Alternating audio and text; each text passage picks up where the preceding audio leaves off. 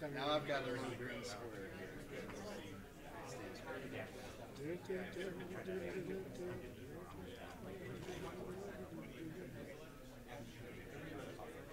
So 0 to +3 is Africa, I think. All right, now we're live. Live. Appears to be working now. See, that's all. So it is 8 or 9 hours ahead of here. I just have. It's 2 a.m. Just leave it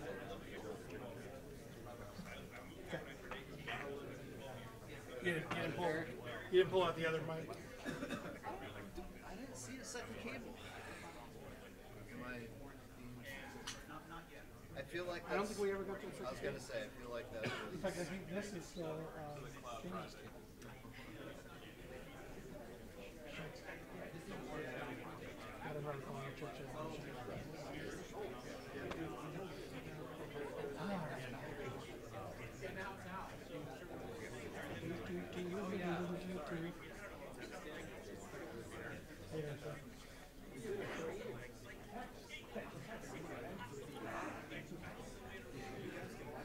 I took a step, I'm like, oh!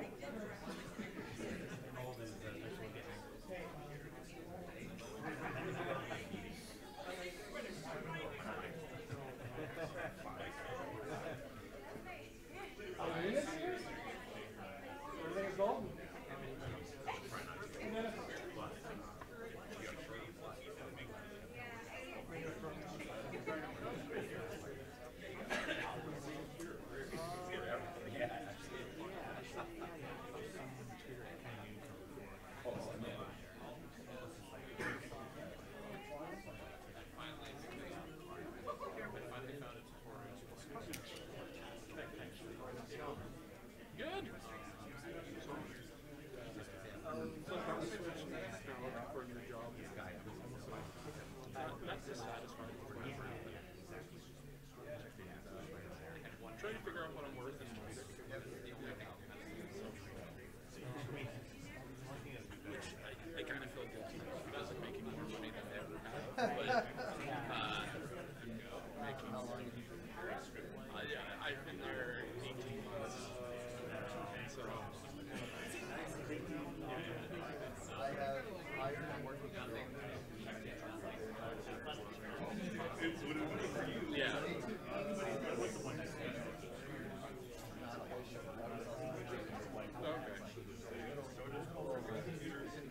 Well, okay. So the job before I had this was 2 years, and then it was 10 years before that. Yeah.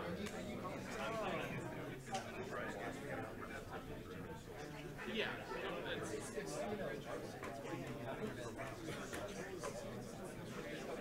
Right.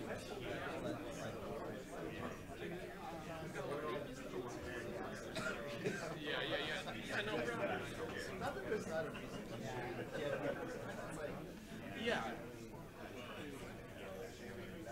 In my head, 3 years was the magic number. Maybe. Yeah.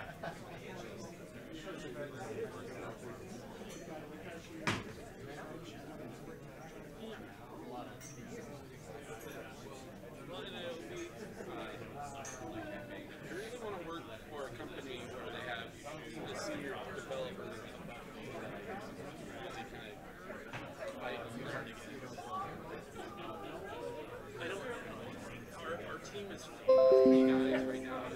2 of the guys are junior than me, and my boss is senior than me, but 70% of his time is business development and other responsibilities. And so, really, he spends most of his time managing the other 2 guys, and I'm allowed to do my own thing, which is fine, but I want to learn as fast as I can. Right now, the people I rub against is you on video. Now they're like Pluralsight and Treehouse. Yeah, no.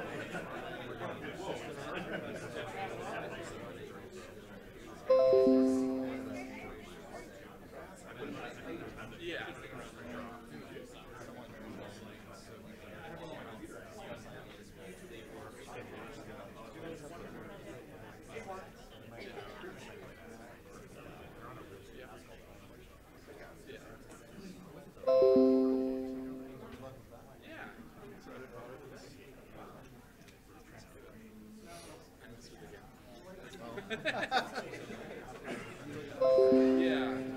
Oh, thank you. Oh, 6. Okay. 6 to 5.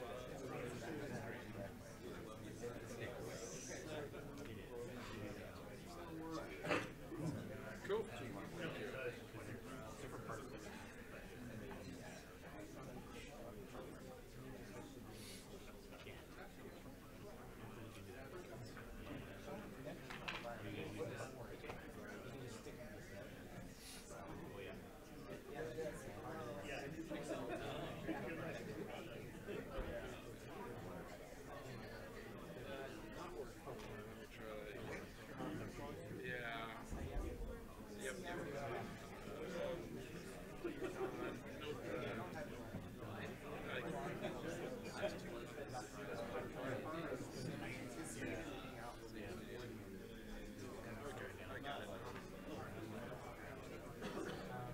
So anything fun and exciting happening at Treehouse there?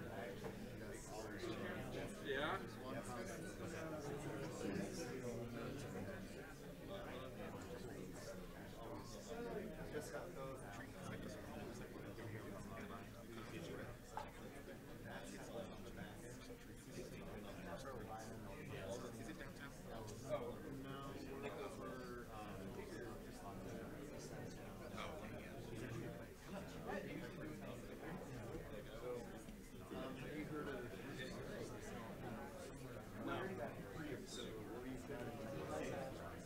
Yes, yes.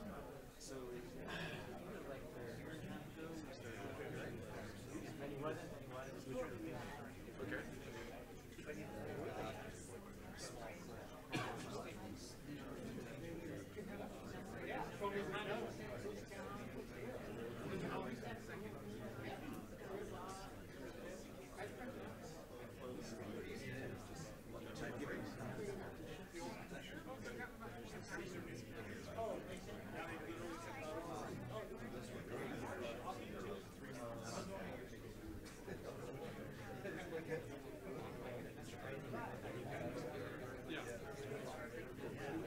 Yeah. Companies have the option to hire leaders. Right. So that blossomed into acceleration. Okay. So we're ourselves going to be going on this. Yeah.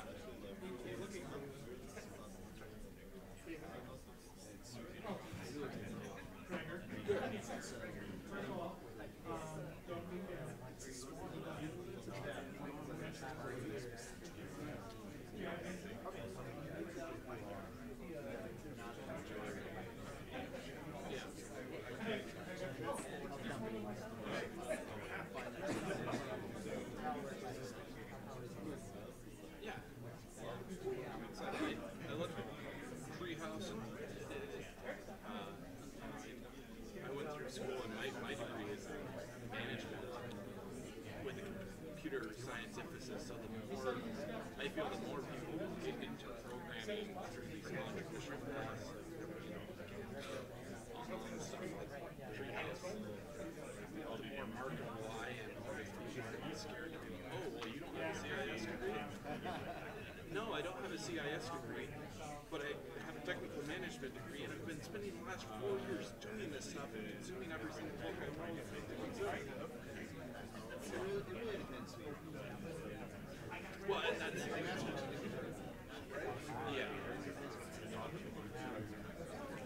Yeah.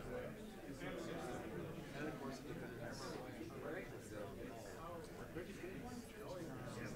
Right, and eventually my degree will be shouldn't matter.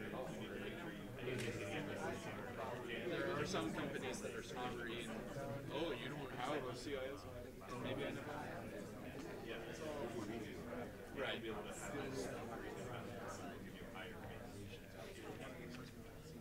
Yeah.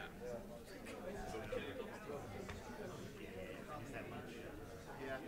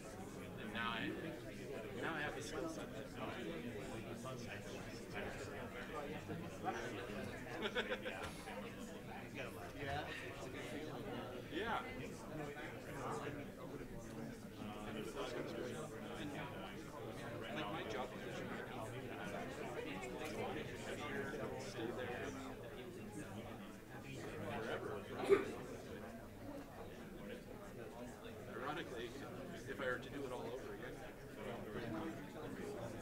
do as much college, or would have chosen to try to do a less expensive path. I'm sitting about between me and my wife, almost $8 grand in debt, and the bulk of my education that actually paying that off was school. Yeah, that's a tough one.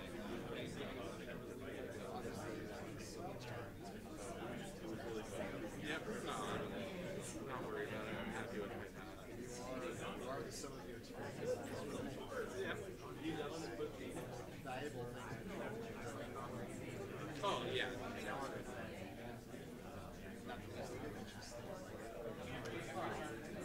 Yeah.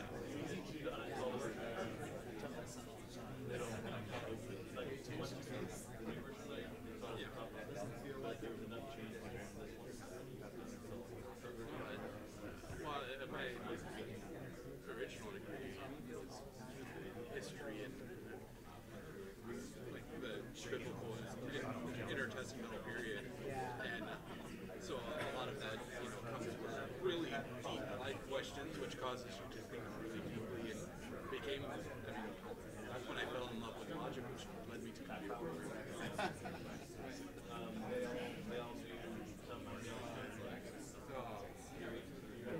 How's treasurer? You work much with Oh, okay. I don't know if I told you, me and her graduated from the same cohort of coding school. Oh. Yeah. Every once in a while, through her courses. And because it's just weird interacting that way with somebody you know. It's a little less weird with you because they knew you from there first, but it's still a little bit. And so, treasurer, typo here, is this really what you meant?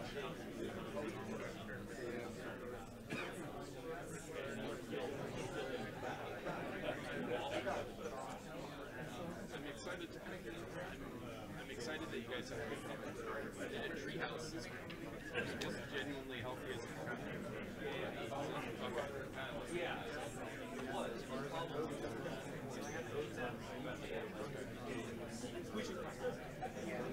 The rumor that I heard, was probably before treasurer started, is that the owner kind of looking for an exit. I don't know how true that is anymore, and if they did, imagine this is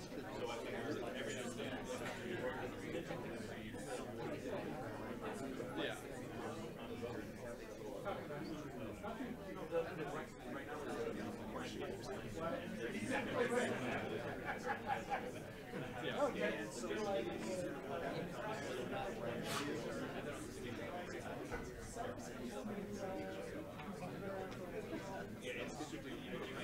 Is there anybody else doing it as well? Competition.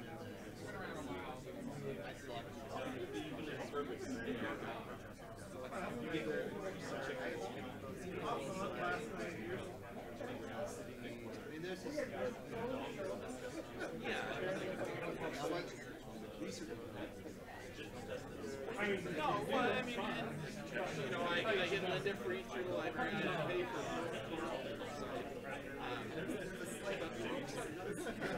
Total isn't, it doesn't feel like a direct. Come on in, everyone.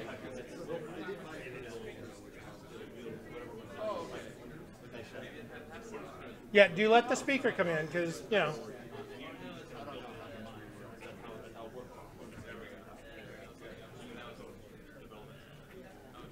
What did you do? I don't know. What did I do? I'm actually not sure what I did there. Hey, everybody. How you doing? Hey. Woo! Jan, just sit there. You can still chat. It's okay. You don't have to stop on my account. Yeah, you do, actually. But for everyone else's account, you do have to. Yeah, right. So, welcome. It's almost the end of the year. What do you think? Excited? No. Okay. Good. I'll tell you Good. how. Well, by the end of this presentation, you will be. So there. Right, Eric? There you go. Hey, and by the way, just in case you're wondering, it appears that we have streaming going again. We right? It's kind of exciting. We got some new hardware and plugged it in differently, and so. We have one person watching.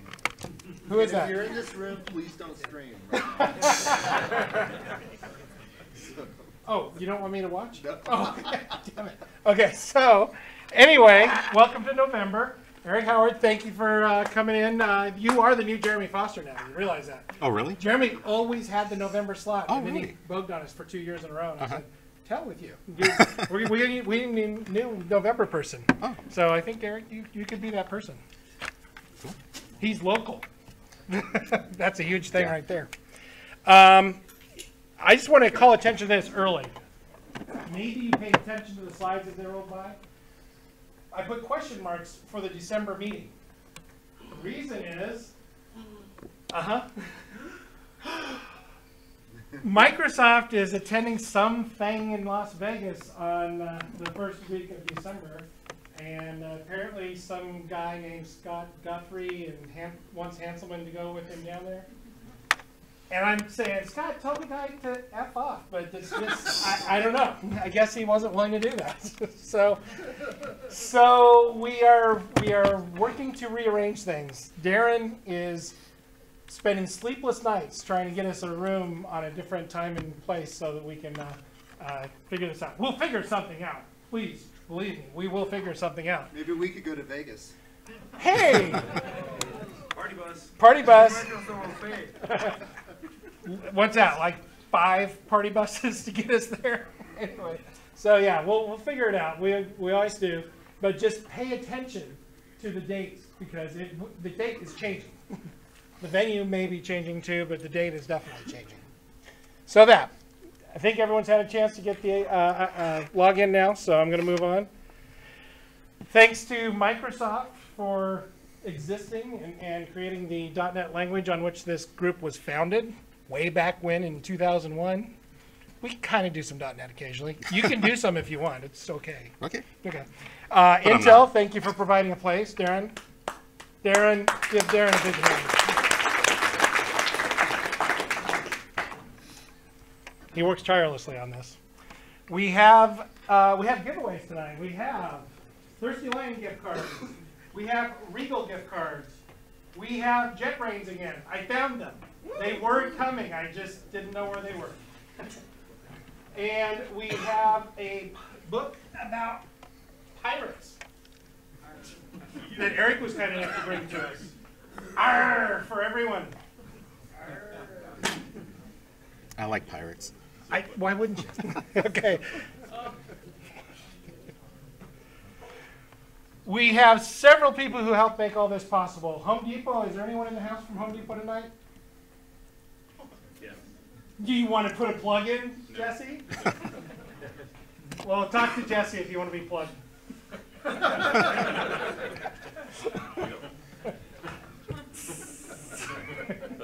IT Motives, I know you're here. Alina, there you are. Alina, you just good.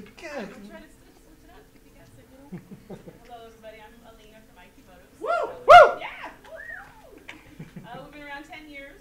We're small and mighty. There's 9 of us, and you probably see us around at other meetups. We do like to meet people and keep abreast of all the technology and cool things going on in the tech community. So please feel free to grab one of my cards. Talk to me. Maybe you want a new position for Christmas. So that's what we're here for, and I'm willing to talk and have conversations with everybody. So have a great presentation. And Thank you, Lynn. talk to me later. Robert Half, you are not in your normal position either. Yeah, no, I'm excited to go over this side. Hi, everybody. My name is Steven. I'm with Robert Half Technology. We are the world's oldest and largest specialized staffing firm. So we, the Portland team specifically, we work on anything from software development, data analytics, or just database technology, infrastructure, business analytics, anything under that umbrella and beyond, project management, stuff. We're constantly looking for good talent in the local area. Many of you know me. If you're not, please do say hi. You can grab a business card. Let's talk about what you're looking for. We'd love to meet with you. Currently, right now, we're looking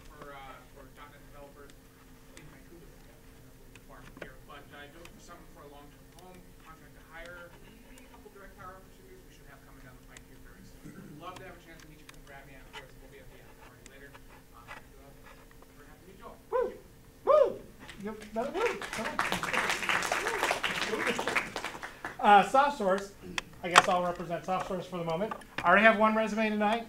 Feel free to give me more because we can use you. So come on down. Next slide. Catapult. Charlie just texted me before the meeting and is not able to come out, but I'm fairly certain he and or Wade have their cards up there, so feel free to grab one. Tech Systems is in the house. Missed you, Danielle. Can you tell? Welcome back. In a couple months, thanks. Appreciate that. This is my colleague Jenna. Know a bunch of you, don't know some of you. Our cards are up front. We'll be at the after hours. You know what we do. We make dreams happen. Oh. Cards. Oh. We're a preferred vendor of Nike. We have some .NET roles at Nike and also some senior roles. So if anybody's looking to kind of start their career, all that good stuff, come talk to me afterwards, grab a card, give us a call. Thank you very much. And Vanderhound. Hey everyone, my name is Taylor. I work at Vanderhound. Vanderhound's a locally founded IT staffing agency that's been around for about 31 years now.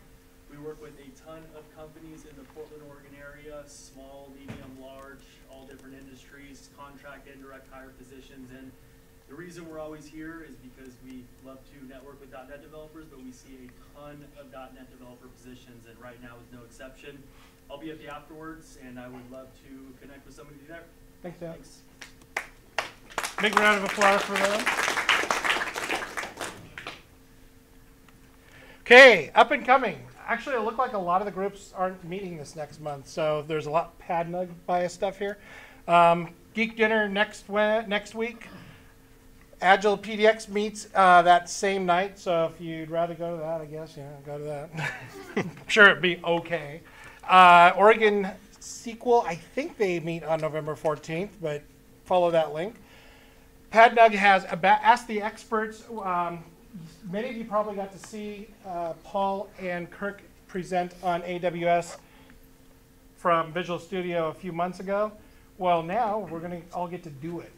Yeah, the whole idea of Ask the Experts is more like a hands-on lab environment. So bring a computer, get ready to sign up, and do some actual deployments to AWS.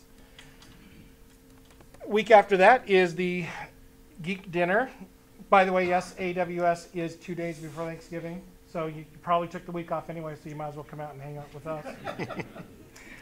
Portland TypeScript. Hello Electron. That sounds fun. Know anything about that?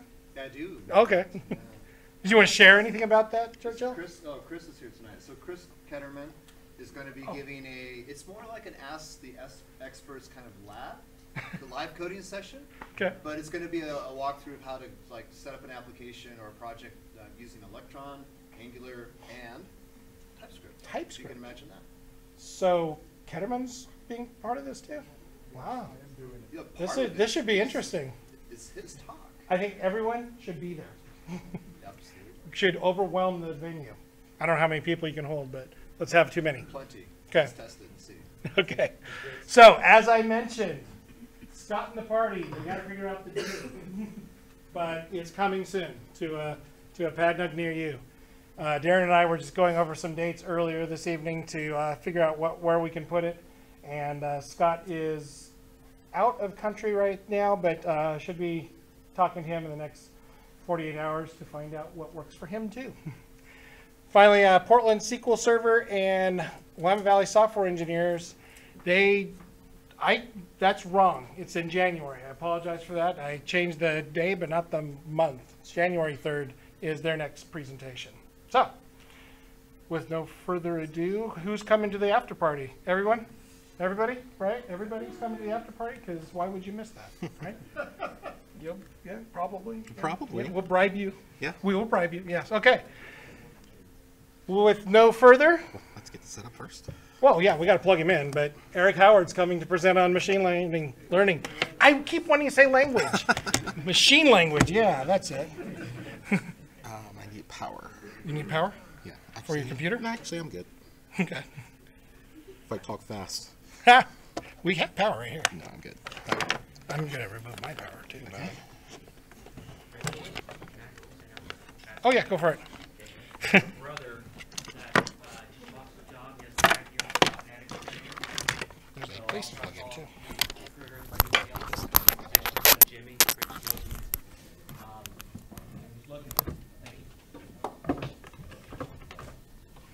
Rich, what are you doing?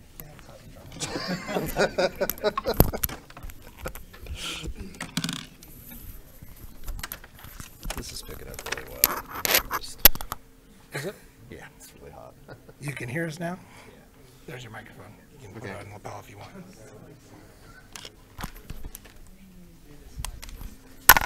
There's the belt clip.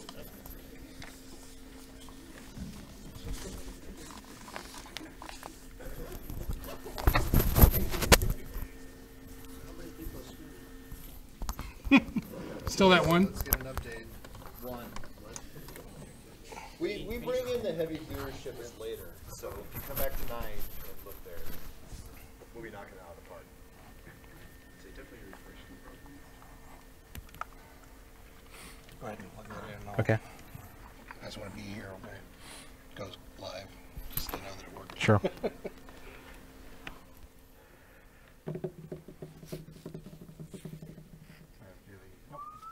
I see something. There's a flicker. That's a good thing. Maybe. Flicker! There we go. Yay! All right. Joe Bridge. This was Churchill's idea. To fix it.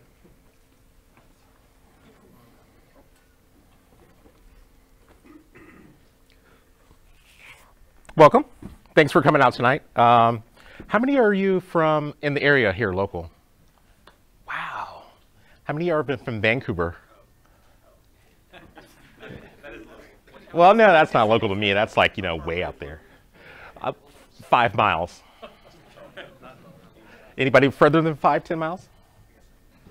Wow, okay. Anybody further than that? You're crazy. So my name is Erik Howard, and I work for Microsoft. I just recently joined Microsoft not too long ago, about 4 months ago, and I used to work with a few other people here in the room. A couple of these guys right here, a couple of guys back there. So nice to see you guys again. Tonight we're going to be talking about machine learning. Are there any data scientists in the room? Thank God. Data scientists really hate when I simplify the math behind machine learning, and that's what I'm going to try to do tonight. Simplify some of the math that's around machine learning. So again, a little bit about me. My name is Erik Howard. I work for Microsoft in the commercial software engineering. Where's Jason? Jason, are you here? Jason? There we go. I work with that guy right there. He's an awesome guy. He knows a lot about a lot, and thanks, Jason, for helping me with joining. It's been a great experience. And I am not a data scientist. That's the one thing I want to, where machine learning is the latest and greatest hot thing in the industry. So how does one become, how do I get to where I am if I don't have a background in data science and machine learning? And that's a little bit of what I'm going to go talk about tonight. Also, another little tidbit, I'm a photographer. I love to take pictures, so wherever I go, I always have a camera with me. And you can reach me on Twitter at Erik Howard, or pretty much anywhere at Erik Howard. So if there's any questions, you can always hit me up there.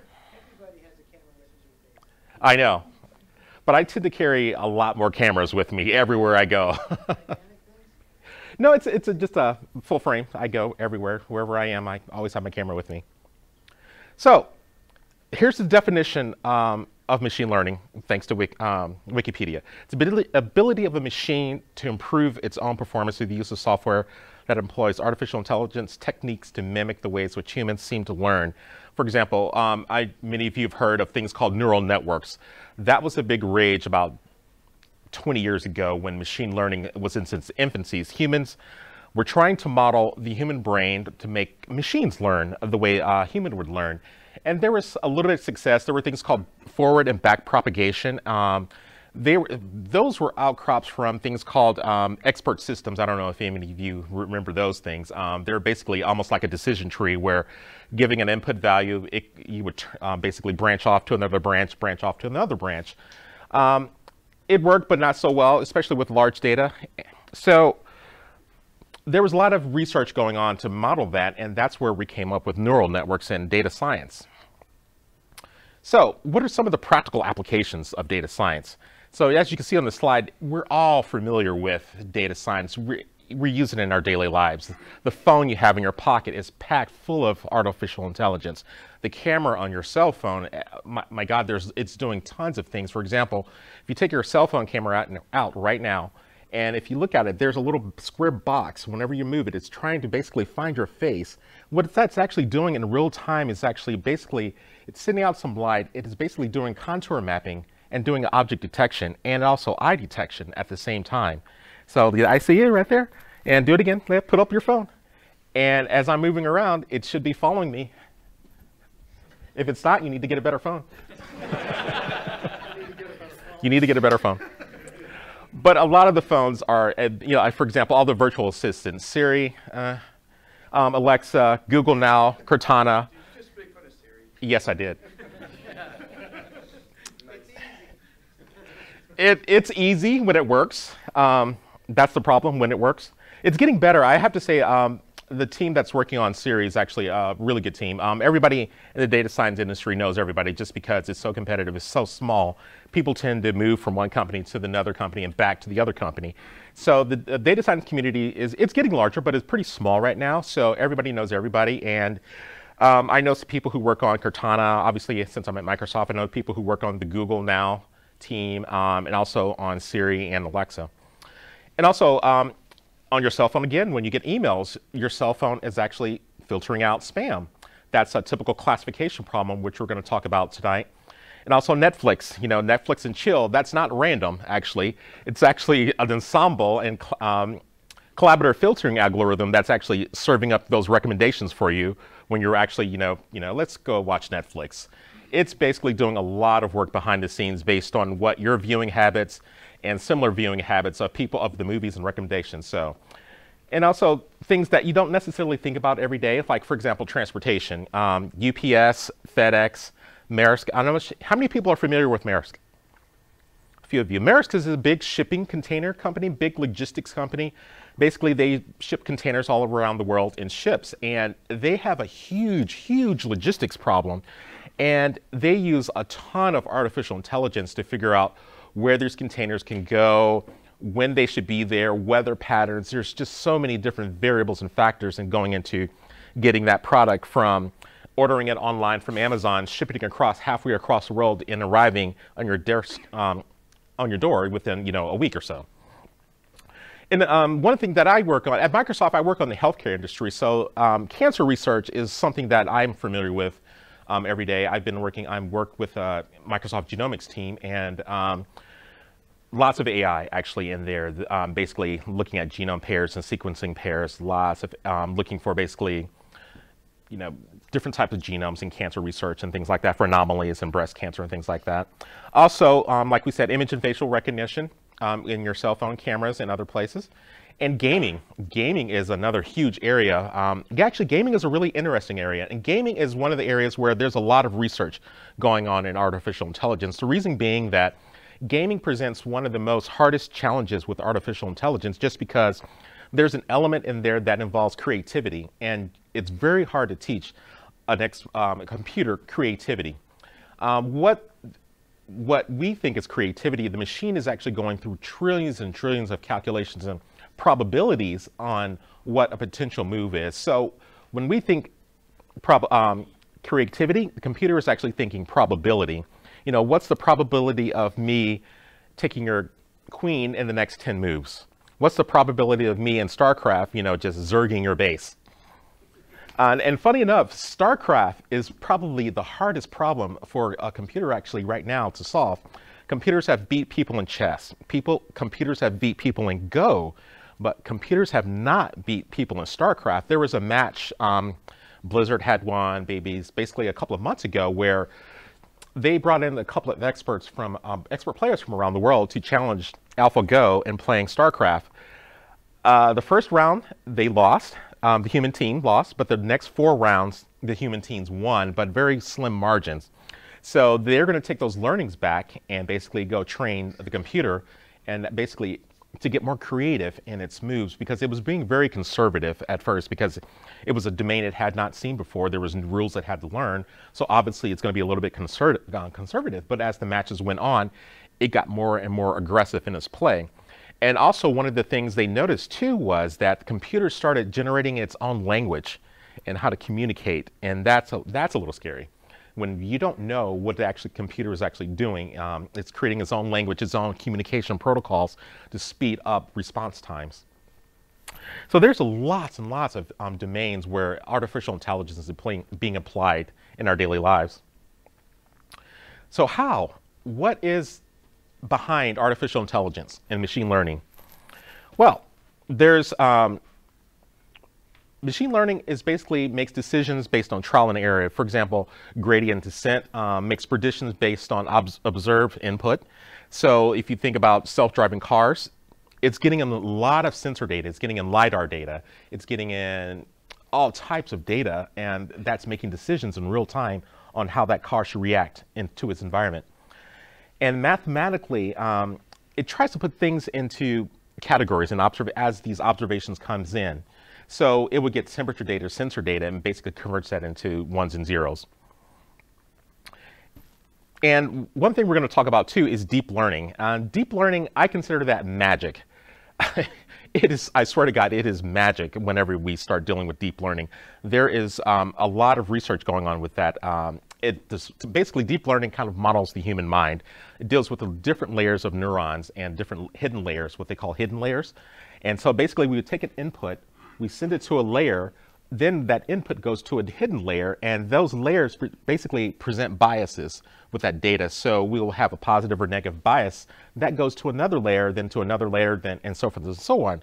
So it's basically like a black box of magic and pain. Whenever I'm dealing with neural networks, it's just magic and pain. It's literally. So with machine learning, we have basically three different types of areas. We have supervised learning. With supervised learning, that means I'm going to give you a bunch of data. You're going to train on that data. We also have unsupervised learning where I don't know what the hell's going on. You know, you get a bunch of data, you're going to figure it out. Then we also have reinforcement learning where this basically are how self-driving cars work, where basically it's getting in data. Then, for example, if the car is coming to a cliff, you don't want to go for that cliff. You go for that cliff, I want to give you a negative 1 million points for actually doing that. So it's going to get a high, strong negative bias for actually doing that. So the next time it sees a cliff, it's going to do everything in its power to actually avoid going off that cliff. So basically that's what reinforcement learning is. It's kind of like having children, like my kids, you know, you tell them to do it 50 million times, you know, maybe they might stop doing it, you know, when they're like 20 or something like that. Again, and there's also deep learning. Like I said, deep learning is nothing part magic, part math, mostly pain. It's literally mostly pain. And it's commonly called deep neural networks, and it's, like I said, is modeled after the human brain. So this might be kind of hard to read, but these are kind of the most common machine learning algorithms that are out there. There's quite a few, and this is just a small sampling. Some of these are quite complicated. Like, for example, the Bayesian, there's naive Bayes, there's all kinds of Bayesian networks. These are commonly using spam filtering. These are some of the first algorithms that were developed in machine learning. Then we have kind of like decision trees. Decision trees are using, for example, image classification. Basically, classification is figuring out, is it an apple? Is it an orange? Is it a horse? Or is it a rabbit? So those are kind of classification type of problems. Then we have dimensionality reduction type of problems. This is like, for example, if we're dealing with petabytes of data, there's no way in hell we're going to actually kind of do that in real time. So we kind of try to shrink down the dimensions of that data and to analyze it faster in real time. And then we have things like regression, like linear regression, logistic regression. Those are kind of your bread and butter type of machine learning algorithms. I wouldn't even call it machine learning. I would call it advanced statistics, honestly. 80% of machine learning is statistics. So if you actually took a statistics class, you're halfway becoming a data scientist or machine learning engineer. Lots and lots of machine learning algorithms are basically just a combination or ensemble of advanced statistics. So some of the tools and languages used in machine learning, obviously Python being probably the number one language used in machine learning. We also have R. R is one of my personal favorites that I like to use all the time. And we also have Java. Java's huge in the machine learning field. Java's really good at dealing with large amounts of data. Whenever you see systems in production, it's either going to be Python with a C backend or C++ backend, or it's going to be Java. Java does really well with dealing with large amounts of data. We're talking like petabytes of data. But there's also another scientific programming language called Julia. It's up and coming. It's quirky, but a lot of people like to use it. Go, which is one of my personal favorite languages, and Mark, I know you're going to love this. Go is actually coming up with a lot of machine learning libraries. Not quite there yet, but it's getting there. And also .NET. Microsoft does have ML.NET and a couple other .NET libraries. We also have C, the Cognitive Toolkit, and also lots of cognitive services that we have online, but those are APIs versus libraries. So one thing I'm going to talk about is, real quick, is supervised learning. Supervised learning, again, is when we know we have our training data and we also have our expected data. So for example, if I have a sample of data saying that different types of plants or flowers, or example, let's take mushrooms. There's lots of different types of mushrooms, you know. You don't want to go out in the forest, pick a mushroom, eat it and die. No.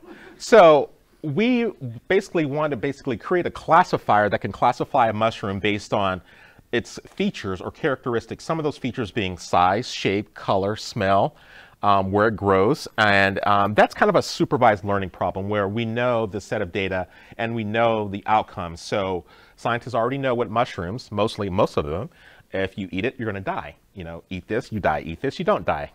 And so that's kind of like a supervised learning. And also some of the other examples of supervised learning, and I'm sure we all run into this, is credit risk. That's a supervised learning problem. And also high-speed trading, deciding when to do trades. And, obviously the best days to sell froyo. That's actually a supervised learning program. For example, we know when it gets cold, we're not going to sell froyo. We know if it gets warm, we're going to sell a lot of froyo. So we can use those inputs to kind of create a little algorithm that's kind of better than guessing.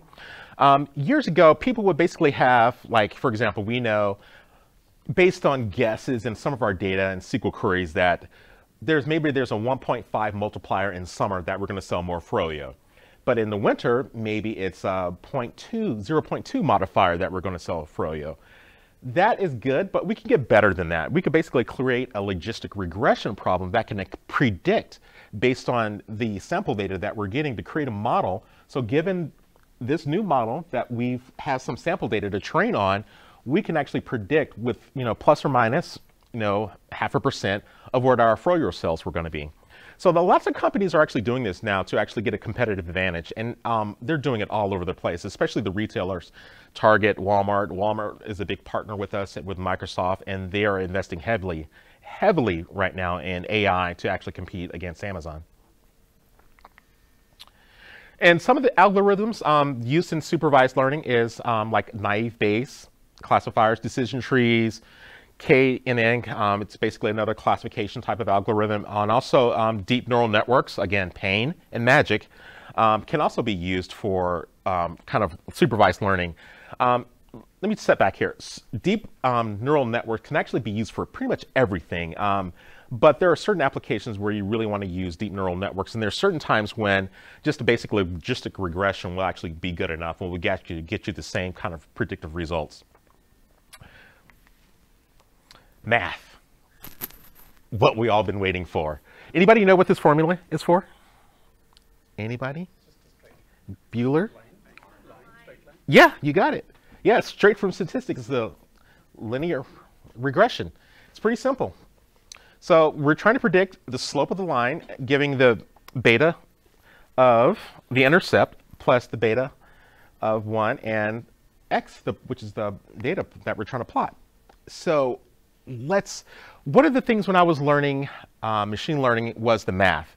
There is a lot of math in machine learning, but once I started looking into it, breaking down these papers, you basically want to take each equation, break it down into its sum of its parts, and then it becomes a lot easier to understand the math behind machine learning. Like I said, machine learning is probably 90% statistics, advanced statistics. So if you actually look at this equation to basically find the line, it's actually pretty simple. So I would say the biggest tip I would give you is when you're learning machine language, just take those equations, break it down very in its sum of its parts. For example, if I wanted to find do a linear regression, this is the formula. But I need to find the slope. Then I'm going to go, I basically went and, okay, had to do a refresher on how to calculate the slope. I'm doing this manually. And I would say you would want to do this manually because it's going to make it so much easier to actually understand what a lot of these algorithms are trying to do whenever you see some of the more advanced algorithms. For example, now I know what I'm trying to do with linear regression. I'm going to see this pattern repeated often in other machine learning algorithms over the course of learning machine learning. So, for example, in linear regression, this is often called a positive correlation, where we have a strong linear correlation, a strong positive linear correlation. So the line's basically going up. This is a strong negative correlation. So we're plotting this, basically that line is what we're predicting given the points of data. So, for example, if it's winter and I've got froyo cells, they're going down in the winter. That's going to be a strong negative correlation based on giving the input data. So if I feed in, I can create a model basically to model what my cells will be throughout the year given previous year's sales. So if I put in the temperature and basically the month, it's going to predict somewhere on this line what my cells will be, plus or minus. This is a nonlinear correlation where, this is probably more like seasonal type of things where you see things can get a little strange, where sometimes things will go up, sometimes things will go down based on seasonality. This is no correlation. I don't know what's going on. There is no correlation with this data. And sometimes this does happen. You don't want to try to force your opinions or your biases on data. You want to basically run your data through these algorithms and let the data speak for itself. Do not try to force your biases on your data. And I can't stress that enough. When we're doing a data analysis or when we're looking at the data, some people make assumptions about their data. That is the wrong thing to do. You just want to let the data speak for itself. You'll actually find a lot of interesting things once you start running these regressions and doing data analysis on your data. You have one opinion or hypothesis, but that's probably going to be false, given some of your biases. Classification. We talked a lot about classification. There's like for classification things, again, it's like, is this an apple? Is this an orange? Basically, we're trying to put this object or this data value in a particular class. And these are some of the algorithms that we can use for different types of classifications. One of the problems I had is there's so many different types of algorithms. Which one do I choose? It's very difficult. And what I say is try them all. That's what we usually do in machine learning is literally we try them all, because these algorithms, some are optimized for large data, some are optimized for having small sample sets, some are optimized for speed, some are optimized for accuracy. So you want to run your data through these, and there are some guidelines based, like if you have a lot of data, you want to do something like a PCA algorithm. If you don't have a small subset of data, you can go ahead and get away with a logistic regression type of algorithm. So commonly, whenever I get put on a project and I see customers' data, their data often looks like this. It is a complete mess. Literally, it's a complete mess. Before we have to analyze this data, we have to do a lot of cleaning up of the data. And one of the problems in machine learning is people like to be clever. What I mean by clever is I've seen a lot of SQL queries where they're trying to combine columns thinking that that's going to help us out. Honestly, that's not helping me out whenever you try to condense that data down into one column. That's actually hiding data. It's hiding, the machine cannot learn from that data if you try to combine multiple columns just to save space or save time. So what I like to do is kind of unroll that data. So there's a lot of data cleaning that we have to do. We're basically data cleaning experts in machine learning. 50% data cleaning, 50% math is what we're doing on a daily basis. So again, this is what the customer sees, and this is what the customer wants when we're done. And it's somewhere in between. You know, we're not going to get there, obviously, but we try our best to go from, you know, from this to this. Perception. A lot of people have perceptions of data scientists. They think, you know, we're wizards of everything, and, you know, we're just sitting in these ivory towers, just writing all these equations and, you know, doing all this magic. No, it doesn't work like that. It's not like that. Honestly, you know what it is? Anybody have a guess what machine learning is mostly? Yes, it is.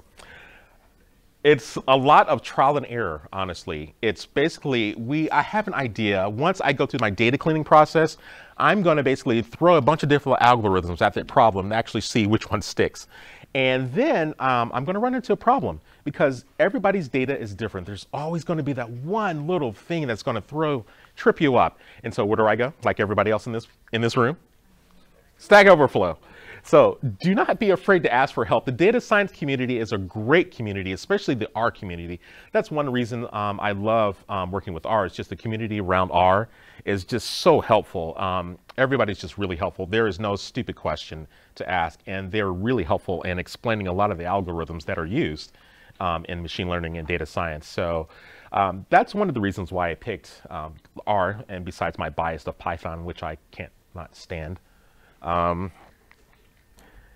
Okay, little side note. Anybody know who J.J. Allaire is? As you can see, he started the Allaire Corporation, which was acquired by Macromedia, and J.J. wrote Cold Fusion. And actually, he worked for Microsoft for a little while. Some of his technology was folded into Windows Live Writer. And he also created RStudio. So J.J.'s a great guy, you know. I haven't met him personally yet, but yeah, he's done a lot for the R community with a lot of his tools and everything. So, demo time. We're going to actually go through some demos. We're going to take a look at a linear regression using R. Then we're going to do some exploratory data analysis with R. Again, that data cleaning process where we take crap data and turn it into a clean room data. Then we're going to look at classification problems in Python. And we're going to also take a look at deep neural networks using Keras and TensorFlow. Again, TensorFlow being deep learning, which equals pain and magic. And so let's take a look at some of the demos. Oh, anybody has any questions before we go into the demos? No questions? Okay. So I'm going to start up RStudio, which is, again, written by J.J. Allaire and his company, RStudio.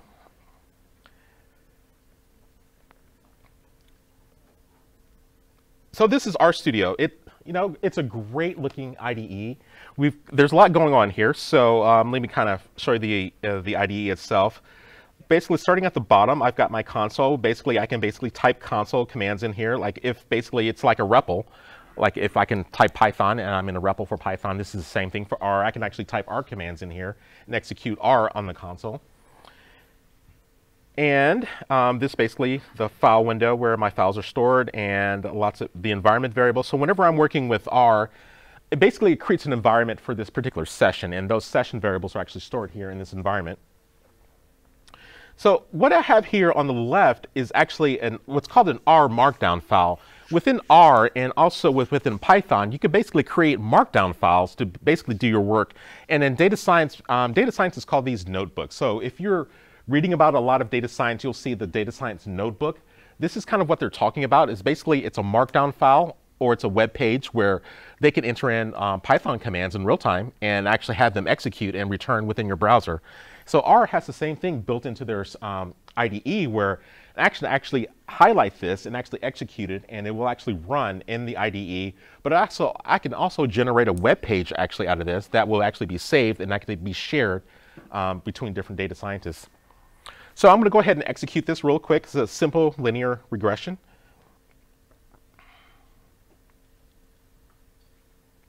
So what it's doing now is actually going through all these R commands, and it's going to generate a web page. And it's going to pop up right now. So let's walk through this really quick of what it's done. So if you go back and over here and look at my R commands,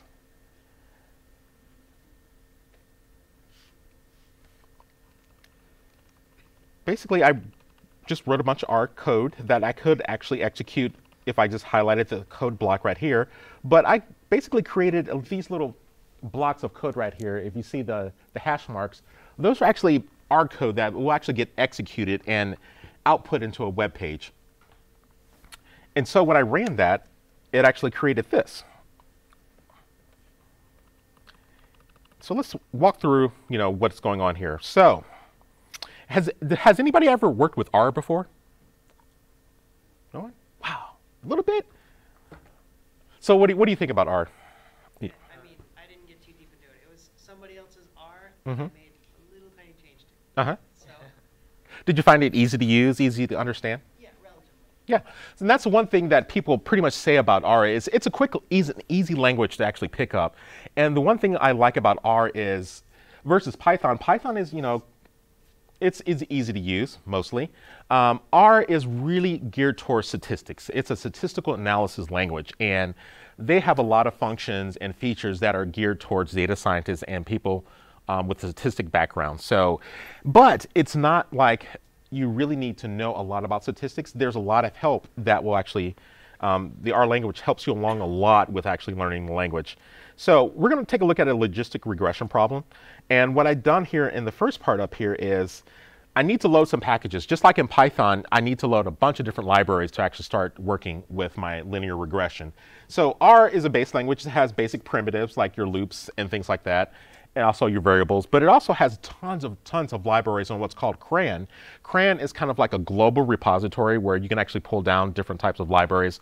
There's like logistic regression, there's deep learning, there's, you name it, there's an R library for it. There's an R library for JSON, parsing XML, there's an R library that I wrote for talking to CosmoDB.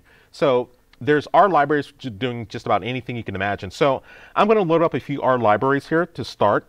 And I'm going to load up the Tidyverse. Tidyverse is kind of like a generic library that has for dealing with what's called a data frame. Anybody know what a data frame is? Yeah, it's just basically just a table or matrix. So Python has those too. So I'm going to basically load up a data frame library. Then I'm going to load up another library called here. It's basically for finding files. And also ggplot2 is for basically doing visualizations. So I'm going to load up my libraries. The next thing I do is going to set the seed value here. Set the seed value is so I can have reproducible results. So if I run this file again, these values that it generates should be the same. There are exceptions. The exceptions are there are some algorithms just because of the nature, especially deep learning algorithms, they won't return the same value no matter what seed you set. They're non-deterministic, so you cannot set a seed and expect to get the same value.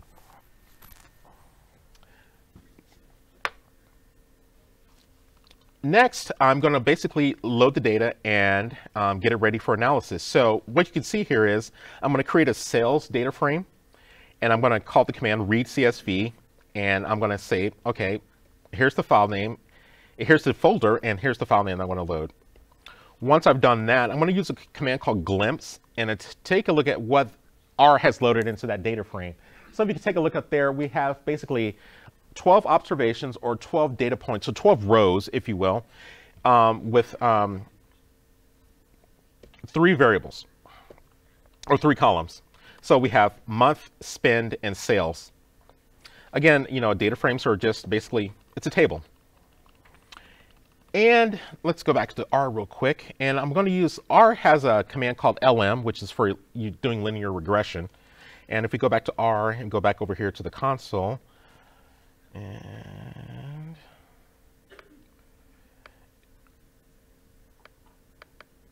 I can just type in help. What was it?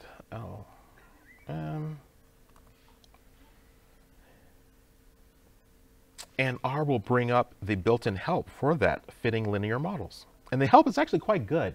If you actually go through that, it gives you a lot of good information on how to use that algorithm, why you want to use it, a lot of the variables and examples on using that algorithm.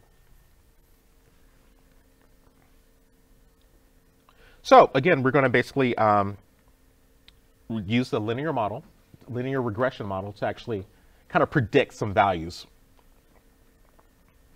when I do summary is going to give me a lot of good information about my data set that I just loaded. It's going to give me my first quartile, second, third quartile, kind of where does my data fit within these, how far does it spread out?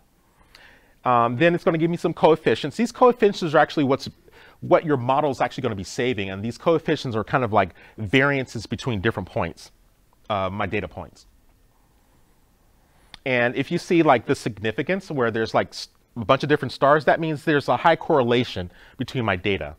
And so I will probably get a pretty good linear regression line with this data.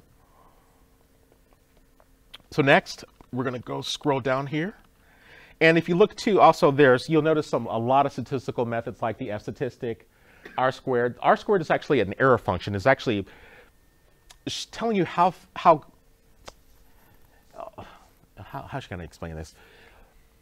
In machine learning, there's a lot of things called cost functions, and cost functions are usually basically kind of error correction. They're based off of gradient descent algorithms. Basically, gradient descents are, if you think of a slope of a line in the intersection of a line, as I find the next point, there's going to be a variance when I'm trying to do a prediction. And the gradient descent kind of tries to predict that as the model tries to generalize itself. And when I say generalize, I mean when I try to basically fit to get a 100% correct prediction.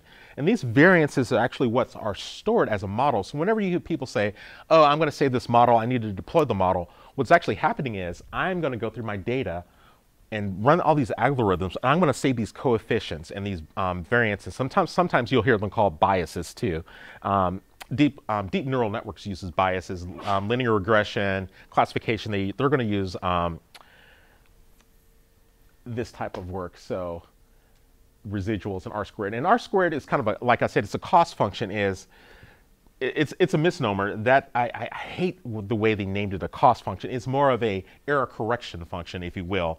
So if you think of like a zip algorithm where it's doing compression, it's a checksum. It's almost, the cost function is really acting as a checksum as in your algorithm. Misnamed, but hey, that's what it is. It took me about a year to actually figure that out. So next, what I'm going to do is actually plot. We've ran the algorithm up here, and we're going to kind of plot what our predictions are. So as you can see, this is the real data that we have, the black dots. Then we're going to have our regression line, which is the prediction, and the gray out there, those are the variances coefficients. So that is going to be your error correction. Basically, it's not going to be, if it was 100%, that line would be kind of jagged. And you don't necessarily want to do that. So what it's going to do is we're going to have a standard deviation, which is going to be that gray line that you see, that gray area. That's the standard deviation or variance or from the cost function that we have with our linear model.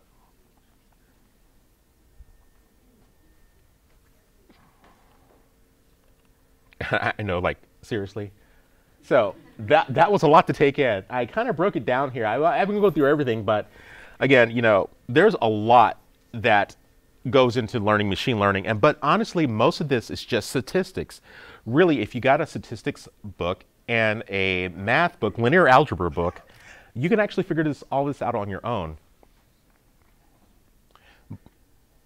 But with dealing with Python and dealing with R, a lot of people get lazy and just will run this linear model actually without understanding actually what they're running. You really do need to understand the math behind what you're trying to do, because some problems do not fit this linear regression model. Some will be a logistic regression type of problem. Some would be a naive Bayes type of problem. So you really need to understand, do kind of like a data analysis of your data, understand, okay, I've had this kind of data, I have a training set, and I can actually run a logistic regression. I don't have petabytes of data, I have maybe megabytes of data. A logistic regression model should work just fine without having to resort to deep learning. I could do deep learning. It's going to take a lot longer because it's going to try to use my CPU or GPU, and it's going to spawn out all these different type of neural nets to actually solve a simple logistic regression problem. So next, we're going to take another look at another R. Let me go ahead and run this real quick. One common thing that you'll find in data science is called exploratory data analysis. And this is one of the favorite things I love to do. Exploratory data analysis is nothing but digging deep into your data. It's like, okay, I got a bunch of data. I want to dig into this data.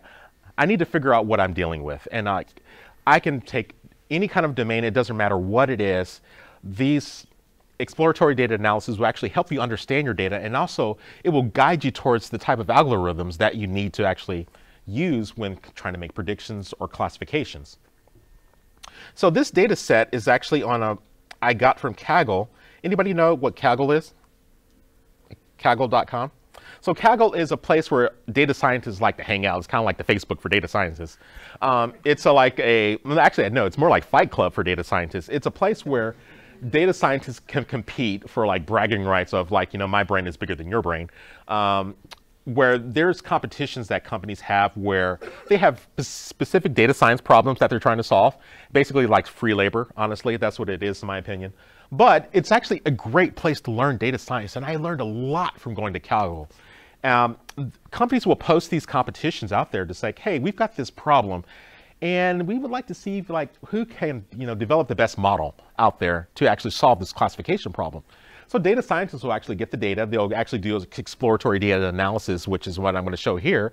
They'll say, okay, this is what the data is. I found this data fits in this category, and I'm thinking I'm going to try to do a linear model. And while another data scientist is like, no, what? I'm going to do a deep learning model. Another data scientist is like, no, I'm going to do a classification model. So this is a great way to actually learn about data scientists, because they're basically throwing everything out there to actually try to solve these problems in so many different types of ways.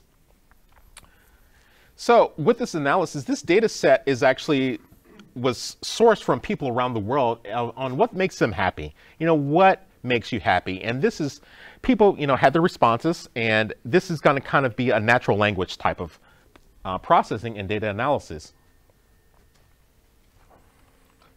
So Mark, what makes you happy? Cupcakes. Cupcakes? What makes you happy? Eating, just in general. Oh God, come on, eating?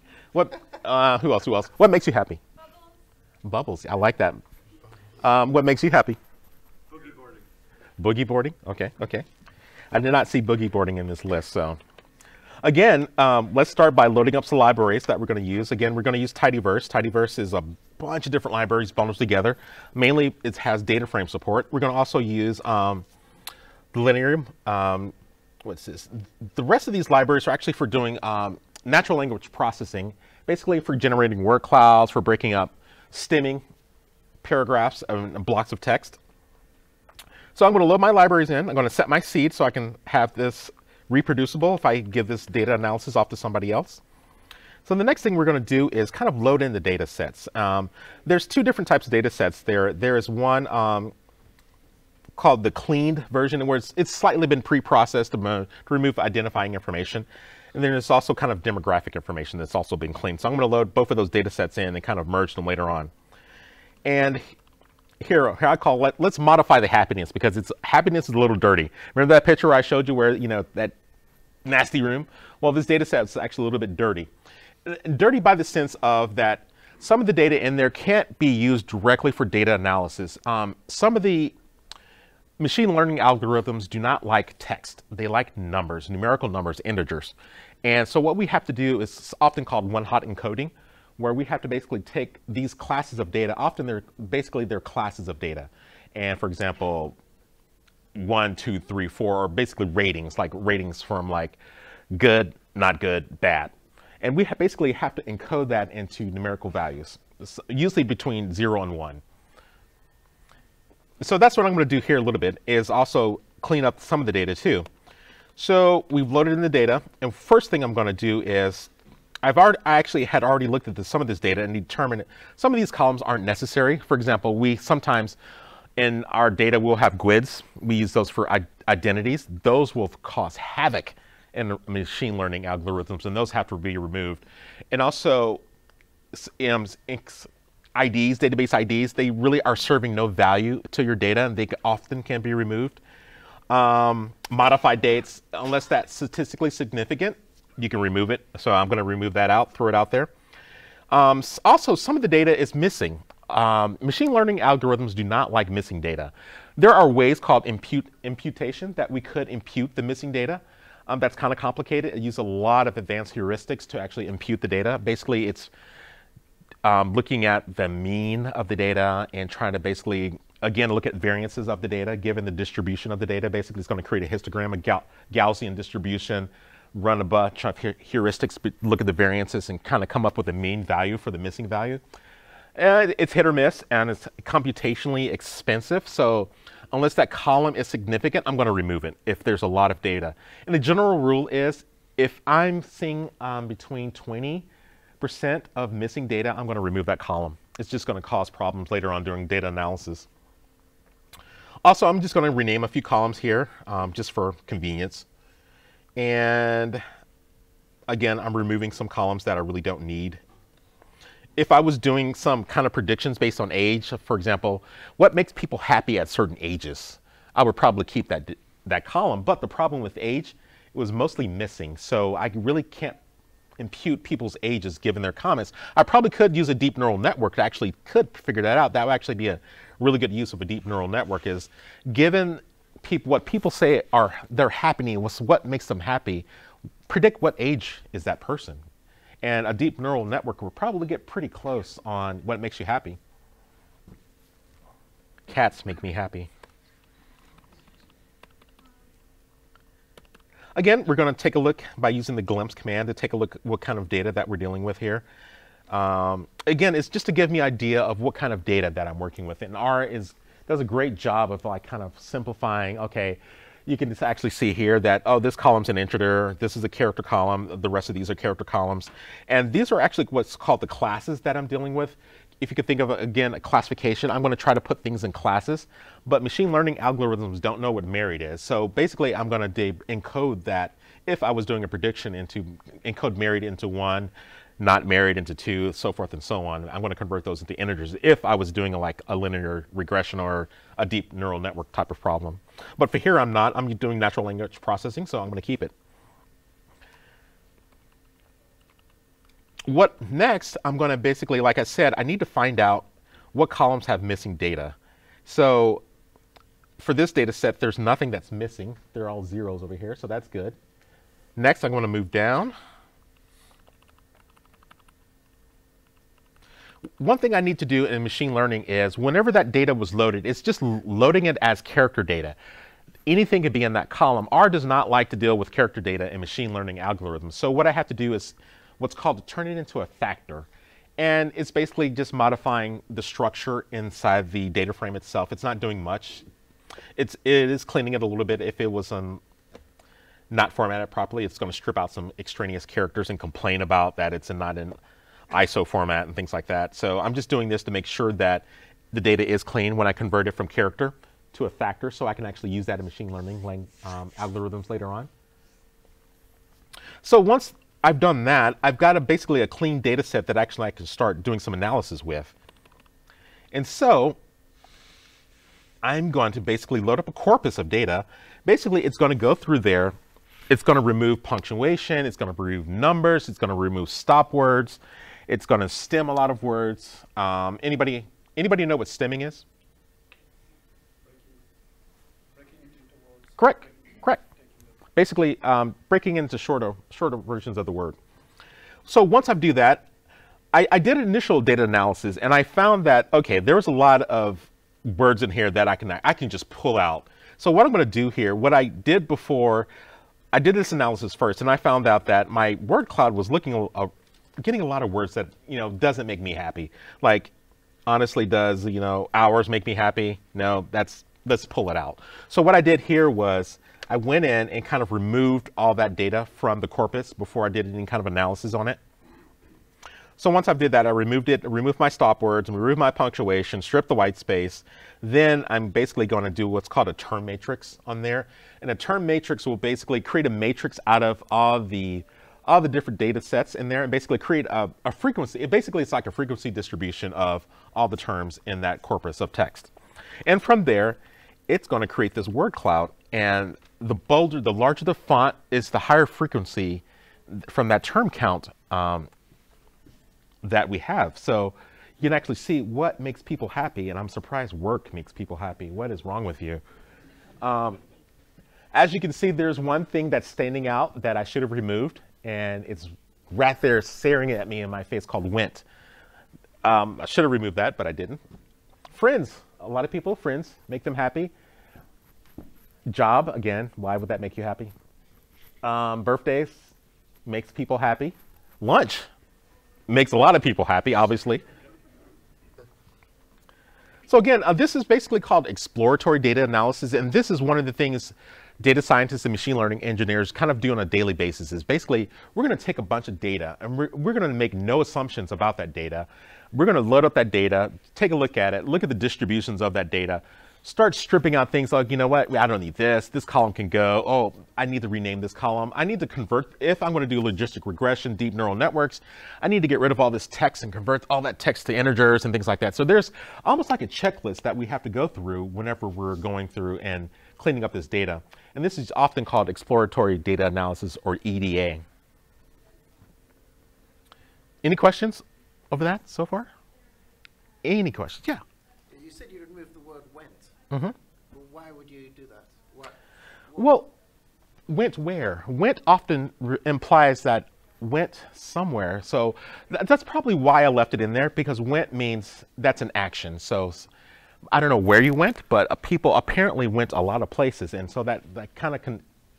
That's what I was thinking. Right. I was thinking like I could probably do some analysis where split it up, look at word pairs more than just a single word. So that's probably why I left it in there, honestly. Yeah, like eat. Right, exactly. Eat is generic. It's an action, yeah. Sure. You're training on data that you know about. Mm-hmm. Let's say traffic light is a great concept. Right. But part of our population is colorblind. Mm-hmm. How do you account for the part that is not captured by your data, but that is in real life? How do you account for that? So the question was, for example, like somebody in this room that I know very well is colorblind, and we often ran into this problem a lot, whereas, you know, what color is that? So the traffic light is a great example. How do you account for a large portion of the population who is not only colorblind, there's different types of colorblindness. So how do you account for that missing data that we're getting in there? So one of the things, again, is often we're not dealing with just one data set. I'm going to augment my data with multiple data sets. So if you saw that at the beginning of this, I had kind of like two different data sets and I kind of merged them two together. So that's one way that we can actually deal with that type of problem. And actually, problem does happen a lot is I've seen it a lot where people are doing statistical analysis of some data, for example, if they're looking at housing data. But that housing data is not going to make much sense if you don't have demographic data of the area that you're kind of doing analysis with. So we often have to go to other sources to pull in that data, to kind of make some correlations and assumptions and merge that data together to kind of get a better sample of data. If we don't have that, I cannot use things like logistic regression and things like that. I'm going to have to switch over to deep neural networks, and the deep neural networks will have to learn. Actually, it's going to be difficult for them to learn about color blindness because they don't have that data. They cannot figure out the networks without having some concept of color blindness to figure it out. So even deep neural networks might not generalize a model where, you know, somebody who's colorblind, it's going to be wrong 100% of the time. And that's another thing, which I'll talk about later too, is overfitting and underfitting too. That actually kind of leads into that also. Yeah. Yeah, with this cloud of happy words, Mm-hmm. how can you list top 10 happy words? The list of the top 10 happy words? Actually, what you can do is this term matrix is just basically a matrix, and I can actually get the top 10 of that and just kind of list the top 10. What I did was here is you can kind of see the top was based on the size of the font. So if you look at the max words, I can basically limit that to whatever, the top 10 or something like that, and you would actually see the top 10 things that make people happy. And a lot of it involves food. Yes? You have to be, it's when you're doing your exploratory data analysis Mm-hmm. at the beginning and cleaning up the data. Right. You're doing that with some intelligence. I mean, you're looking at it and you're making decisions. So at that point, you're giving that prejudice to the data. Yes, you are. You are correct, because what I'm doing is here is I'm giving prejudice to the data because I'm removing these stop words. I should not be removing those stop words, but a lot of that is noise. So I'm going to have to basically go back and kind of remove my bias Because as I'm looking through this now, I see more biases that I shouldn't have removed, like happiest. I should probably have kept that in there. Well, And Eric, pardon me, but I was thinking about Wint. You know, when you said Right. Wint should be gone. Exactly. Wint could be someone wanting to take a journey. You know, Exactly. Life is a journey, not a destination, as people say. You know, so when someone says Wint, their happiness could be their happiness could be travel, right? That Wint is, if you look at it as a synonym, could be travel. So that makes people happy. So again, I displayed my own bias by trying to, saying, oh, I should have removed that. No, I should have just left it in and just let the data speak for itself. And then once I've basically run this and then I can say, oh, you know what? Like even time. Time is a kind of a difficult concept. So I would go back and forth on that one too. But lot again, I would probably have to get more in-depth analysis, honestly, because this is just too simplistic, actually, of doing an analysis. It exposes my biases by doing this, by removing all these stop words. What I should have done is kind of look at the term frequency for like, not a paragraph, but larger terms, basically two terms together, usually in English. Other languages is going to be a little bit different, but in English, it's usually noun, verb, or things like that. So. But you're right, it does expose bias, and like I said, you should not bring your biases when you're doing exploratory data analysis. You should just let the data speak for itself. Look at the data, what it's trying to tell you, then if there's any obvious errors in the data, yes, I can start to go clean those things out. One of the things I did was, for example, I removed like the incrementing IDs. That's not a bias, it's just gonna throw off the machine learning algorithms. But by doing this section right here, by removing all these stop words, I am showing bias. Yes? Do you find yourself filtering and iterating again and again? Constantly. That's one thing that we're always doing, is constantly filtering, iterating all over the time. It's basically, the first pass is I'll basically go do this EDA analysis, then I'll go think about it a little bit more. It's like, you know what? I could probably do something a little bit differently with the term frequency matrix to get a better idea of this. So I constantly find myself iterating and iterating. And one thing is about doing an EDA is, again, you might be biased and have an idea where this data might lead you, but once you start doing your EDA, it's going to lead you into different directions to make different hypotheses. So it's not bad to make a hypothesis, but it's bad to change the data to fit your hypothesis. That you don't want to do. Would a better system require less iterations, less filtering? No. I've seen really clean data, and it still requires a lot of iteration, because the problem with data science is, unless you're a domain expert, well, let me take that back. Most of the time, I'm not a domain expert in what I'm doing whenever I'm doing data science. I'm just basically converting everything to integers, honestly, running it through an algorithm, and it's going to spit out a prediction. So I don't necessarily have to be a domain expert. When I do bring in a domain expert, that usually introduces bias, and I usually bring them in to understand problems whenever I run into an issue that I really can't understand why the model's trying to generalize this way versus what I think it should be generalizing. Then I'll go to a domain expert and kind of have them explain to me. And that will help me actually kind of, do a better analysis of the data itself. In that case, yes, it does. It would help. But most of the cases, it introduces bias, and I really try to avoid that at all costs. Yeah. Isn't this fundamentally the difference between supervised and unsupervised learning? That you have some concept of fitness for purpose for the model, and you're basically looking at the results of the algorithm you've chosen to have produced, and in deciding whether or not you need to tune that, you're effectively providing a supervisory input into the model. Yes, yes. Learning, right, right. Yes. But you could still do EDA. A lot of people still do EDA analysis, even for supervised learning, just because, for example, stakeholders like to actually see a lot of this data broken out. Like, anybody knows Nate Silver, who Nate Silver is? If you look at his analysis, that's straight up EDA, what he's doing, basically breaking it down into different types of bin to understand the data, even when we have known quantities. But like what you said, when we have something like unsupervised, yes, we still need to do this. It helps a lot, especially what's called hyperparameter tuning, and I'll get to that in the deep learning section. By doing this EDA, it's going to help me to understand how to tune my parameters to actually kind of generalize my model. Yeah. Is there any sort of analysis or tooling around removing the biases that maybe like the data scientists would have? Yes, yes, yes. Actually, the gradient descent is, the cost function is one of the ways you can remove bias, because the cost function is going to basically try to generalize your model. But the way you're going to see bias in your data is what's called like AUP, area under the curve, AUC, is it's going to generate kind of like your variance, and you're going to see bias show up whenever you're going to look at your cost function, because it's going to basically tell you if your data is overfitting, if your data is underfitting. If your data is overfitting, that means you definitely have bias there. Whenever you see your data overfitting, that means you've introduced a bias into your data, into your analysis. So basically what you're saying, for example, with a supervised learning problem, and I'm giving it too much data, it's training on, like, whenever I'm training on data, I'm going to split it up into a training set and a test set. Usually when I introduce bias, I'm going to give it too much data to train on. So it's going to learn an implicit bias of your data.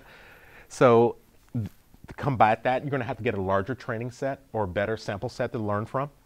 So yes, and so the cost function is actually where you're going to see, you know, overfitting, underfitting. That's actually, we'll see your bias will show up there.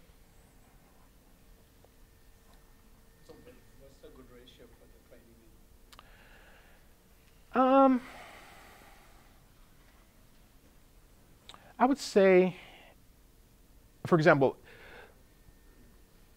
like 0.05, that's just, you're flipping a coin at that point. So that means your analysis is worthless. I might as well just flip a coin, I'll have a better result. So if the closer it gets to 1, that's kind of, your model is trying to generalize that. But you're going to see a deep kind of like a Gaussian distribution normally will show you like the bell curve. And if you're somewhere out of that, like at the lower end or upper end, that's going to be underfitting if you're at the bottom of the curve, overfitting if you're over like 1. For example, 1 is like perfect, you're 100% prediction. If you're overfitting, you're going to be higher on that curve. So I guess I was asking about more like what's the ratio between the training and the... Oh, the training and test data set? It varies. Usually I try to do between 70, 75% to 80%. 80% is pushing it. 80% only if I have a small data set. But if I have a large data set, I'll try to do like 70-30 split. So you mentioned you would tend to use more algorithms to kind of find the best. Right. Best algorithm. Yeah, and actually we're going to take a look at that, actually. So would you use the same ratio for all of them? Yes, I would use the same ratio for all of them to make sure that we're, you know, dealing with apples and apples. Even though the algorithms are different, I don't want to introduce different training ratios at that point because there's too many variables to deal with at that point. Right, same data set, same training split set of 70-30. And actually, that's a great point, and we're actually going to take a look at that right now. Any other questions? Okay, so we're going to move off of R. We're going to switch over to Python, so you Python fans will be happy. Any Python fans? Wow, really? Oh, stake in my heart, man. You could have predicted that. Yeah, I could have. Okay, let's drop in the bash.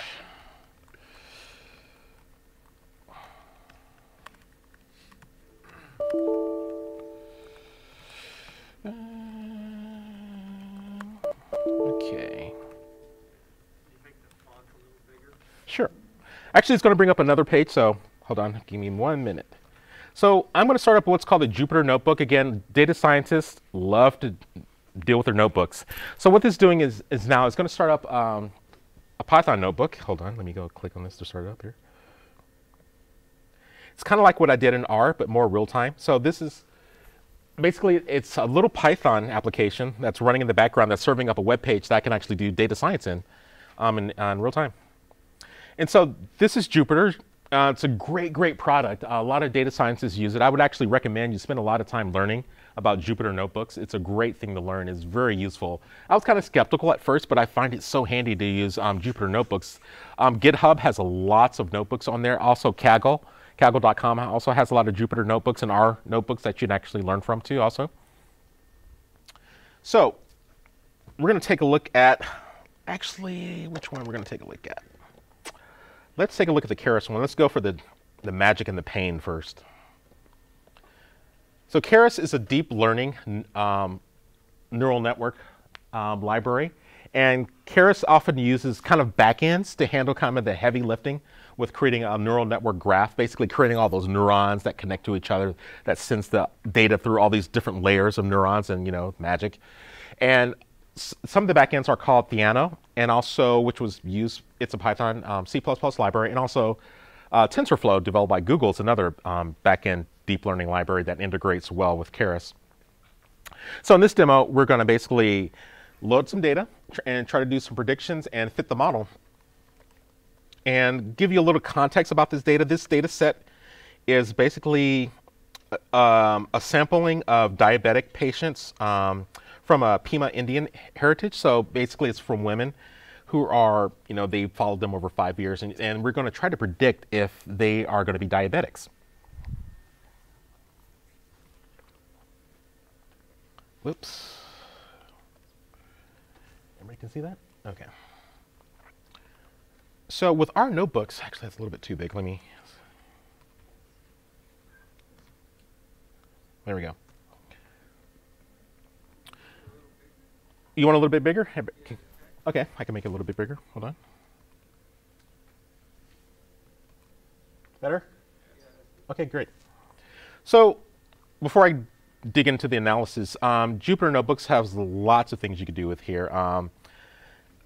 Basically, you're creating these little blocks of execution in a web page. So I can type in almost any type of Python command that I want, have it execute and re-render back on the web page in real time.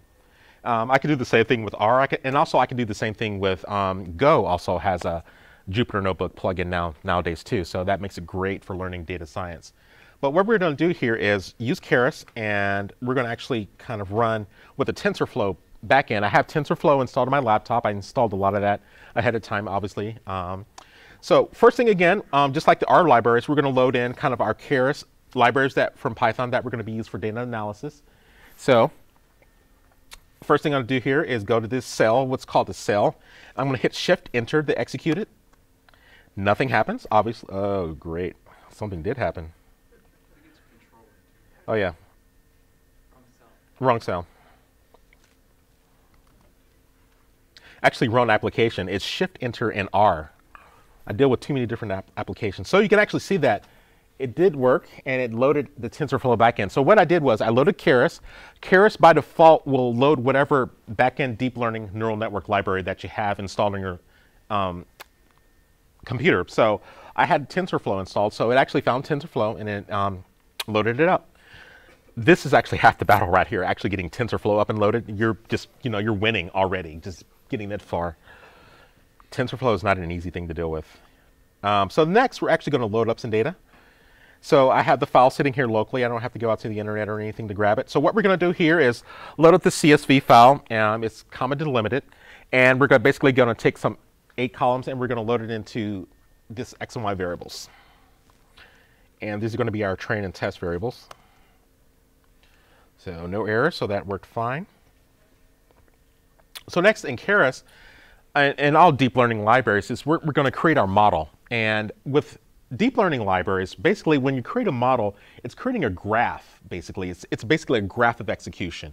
So if you think about it, there's lots of things that need to happen in deep neural networks. So if you think about a neuron, the way they work is we have an input data, and we're going to have our input layer or input nodes. And these input nodes usually equal the amount of columns of data you have, or a little bit more. So you want to go a little bit, there's some science around how to compute this, and it's kind of complicated, but you want to go maybe 5% more than your data on your input layer. And so it's going to set up, that's the first part of your graph. The second part of your graph is going to send it to the next node. So these are kind of your neurons in your brain. So this is called usually those hidden nodes. And this is where the black box comes in. There's lots of math that's involved with figuring out how many hidden nodes that I need to send. But again, it needs to be enough nodes to actually handle that amount of data that you're sending into this. So I have 8 columns, so my hidden layer is probably going to be either 8 or a little bit higher than 8. There's no set thing. Again, like I say here, it's a magic, guessing, trial and error. Honestly, that's what data scientists do. There is no hard science on how to set these up. And these settings is what's called hyperparameter tunings. You'll often see this used in deep learning a lot. These are called hyperparameters. Most developers are like, they're just parameters. So why do you call them hyperparameters? I don't know. Seriously, people. So let's go back up here. And I go into a little bit too about what's called an activation function. And activation functions act as, like we saw in linear regression where we have the biases, activation functions are also kind of deal with bias a little bit too, with neural networks and the different type of nodes and layers that we go in here. And these activation functions do a lot of different things. So this is where knowing a lot of that math and some of the data, that's why it's very important to do that EDA on your data to figure out what kind of data and variances of your data, because this will help you with what's called hyperparameter tuning. So I need to know what type of activation functions I need in my deep neural networks. One activation function might not work with a certain type of data. Or, for example, again, I keep going back to, if I'm dealing with petabytes of data, I'm not going to use a softmax activation function. It just does not work with, that large amount of data, versus ReLU, which again doesn't work with the large amount of data.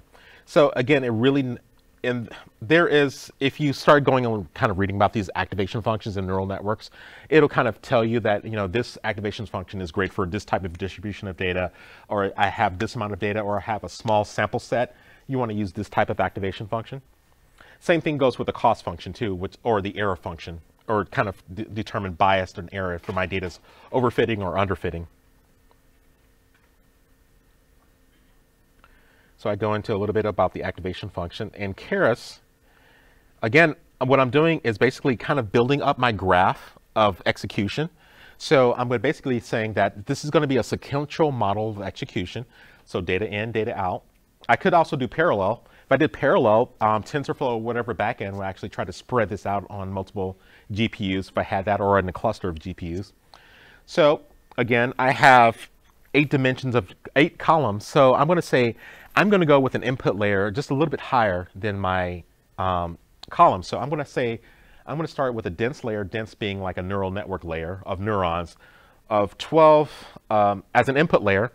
And my input dimensions are 8. That's the number of columns I'm going to send into this. And I'm going to use a ReLU for an activation. So ReLU is just an algorithm that's going to calculate biases between the nodes.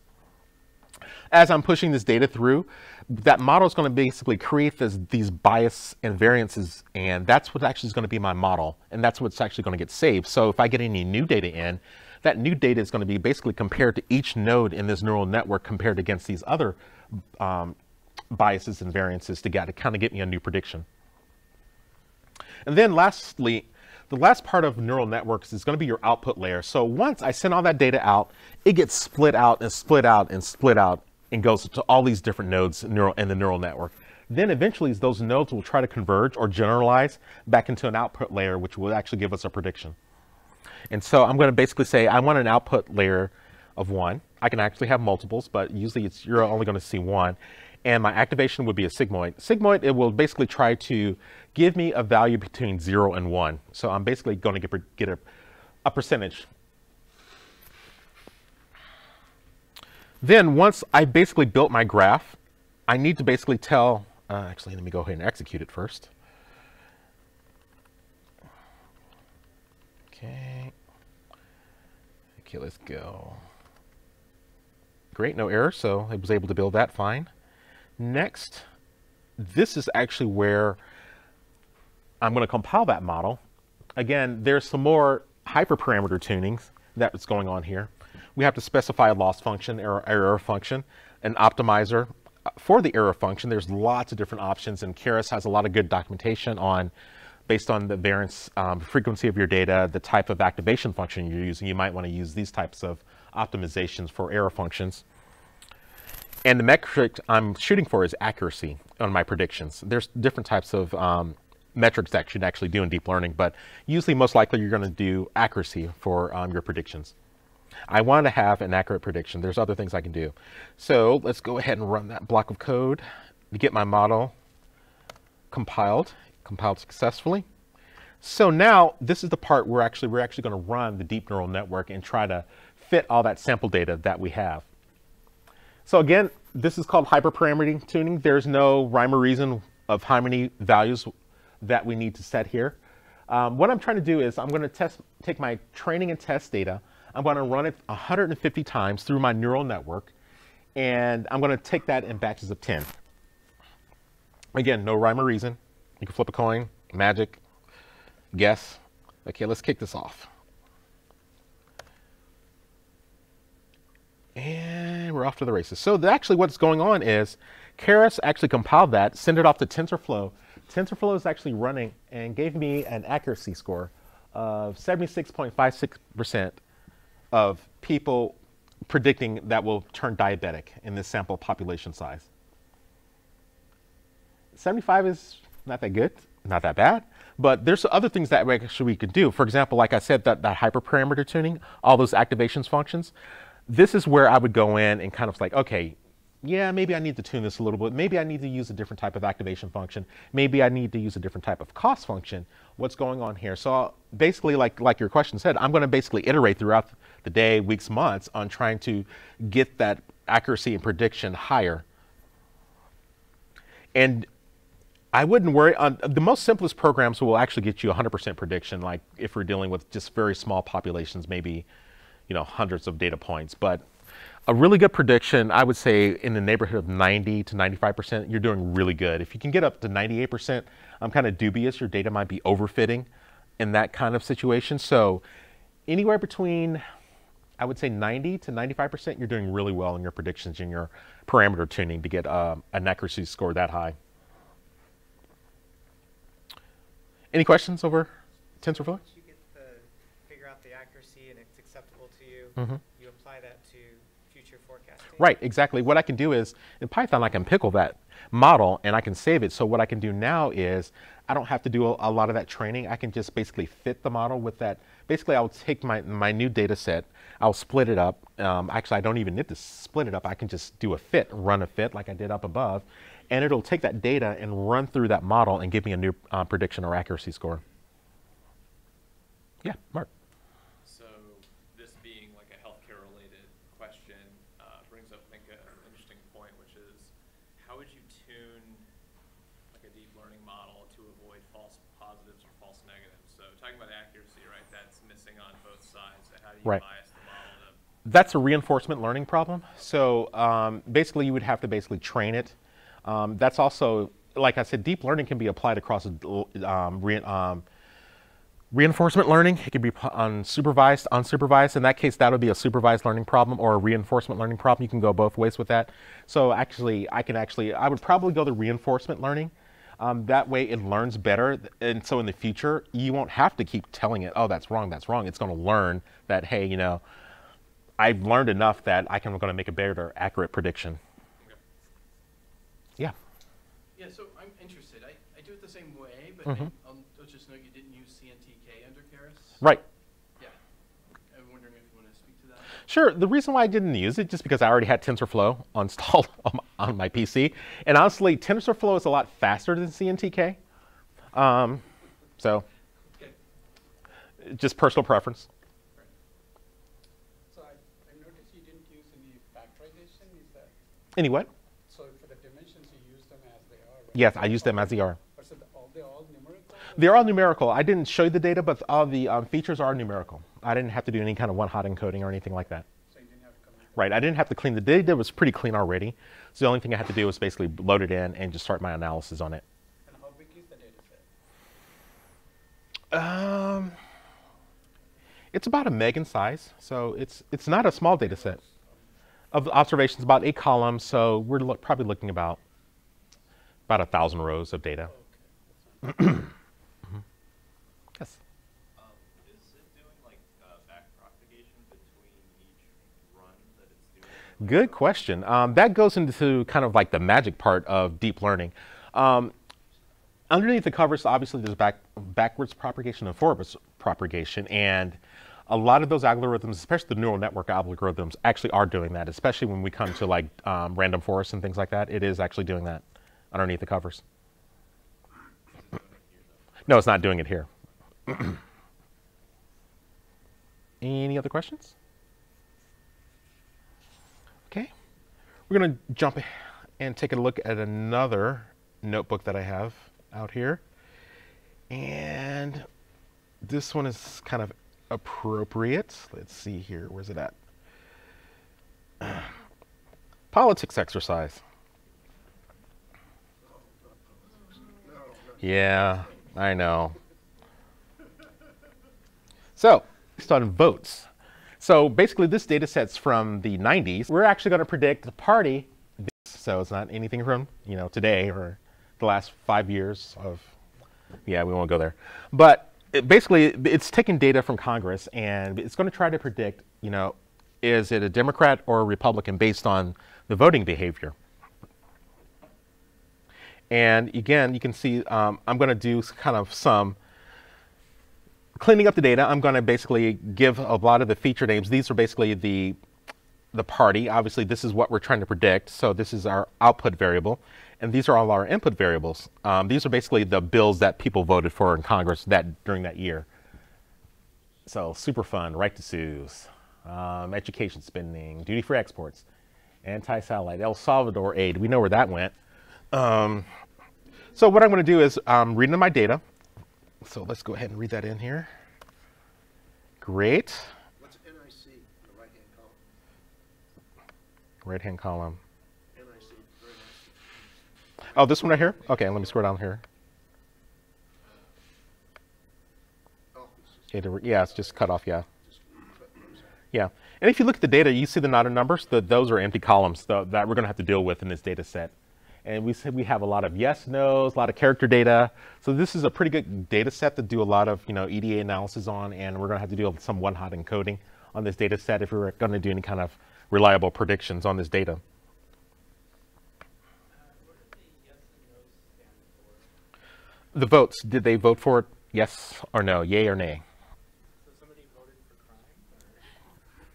Or? Abstained, wasn't there, who knows, but somebody voted for crime. I know. Exactly.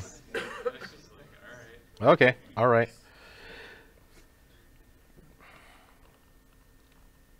So let's describe the data, take a little deeper look at it.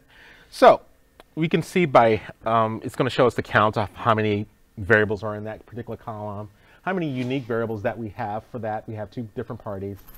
The top votes at that year were Democrats, actually. They voted the most on the frequency of that data. Again, we're not introducing any biases yet. We're just actually looking at the data of what we have and what we're going to be dealing with. And again, to note, we're going to have to be dealing with some missing data. Normally, I would, like I said, in some cases, if it's not significant, I'm just going to drop that data. Or if it is significant, I will try to impute the data. Again, we're trying to predict a person's vote, so it's going to be kind of hard to impute if they voted. There's a million different reasons why that data is empty, so I'm just going to drop it in some cases. So let's go ahead and do that, and then let's redescribe the table. So it should have no not a numbers. Should all be gone now, which they are. Okay, moving on to the next step.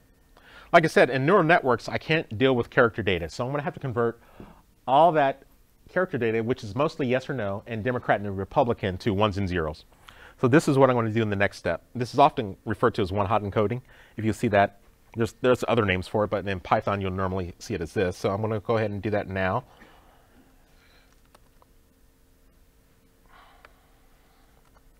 Okay, where did I mess up here?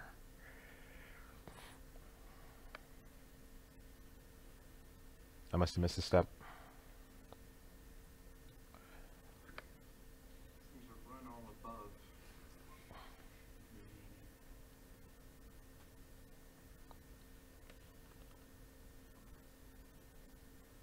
Oh, I upgraded to new versions of the libraries right before I got here. Always a bad idea.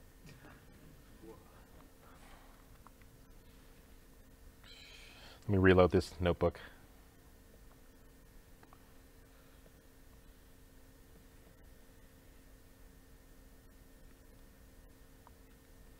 So in the data where you had not a numbers, you were dropping rows in that instance? Yeah. And a row represents Congress person. Mm-hmm. Yeah. It's their record of voting for all these different types of bills for the entire year. Yes, no, yes, no, yes, no. Those not numbers be just abstains? Yeah, they could be abstains.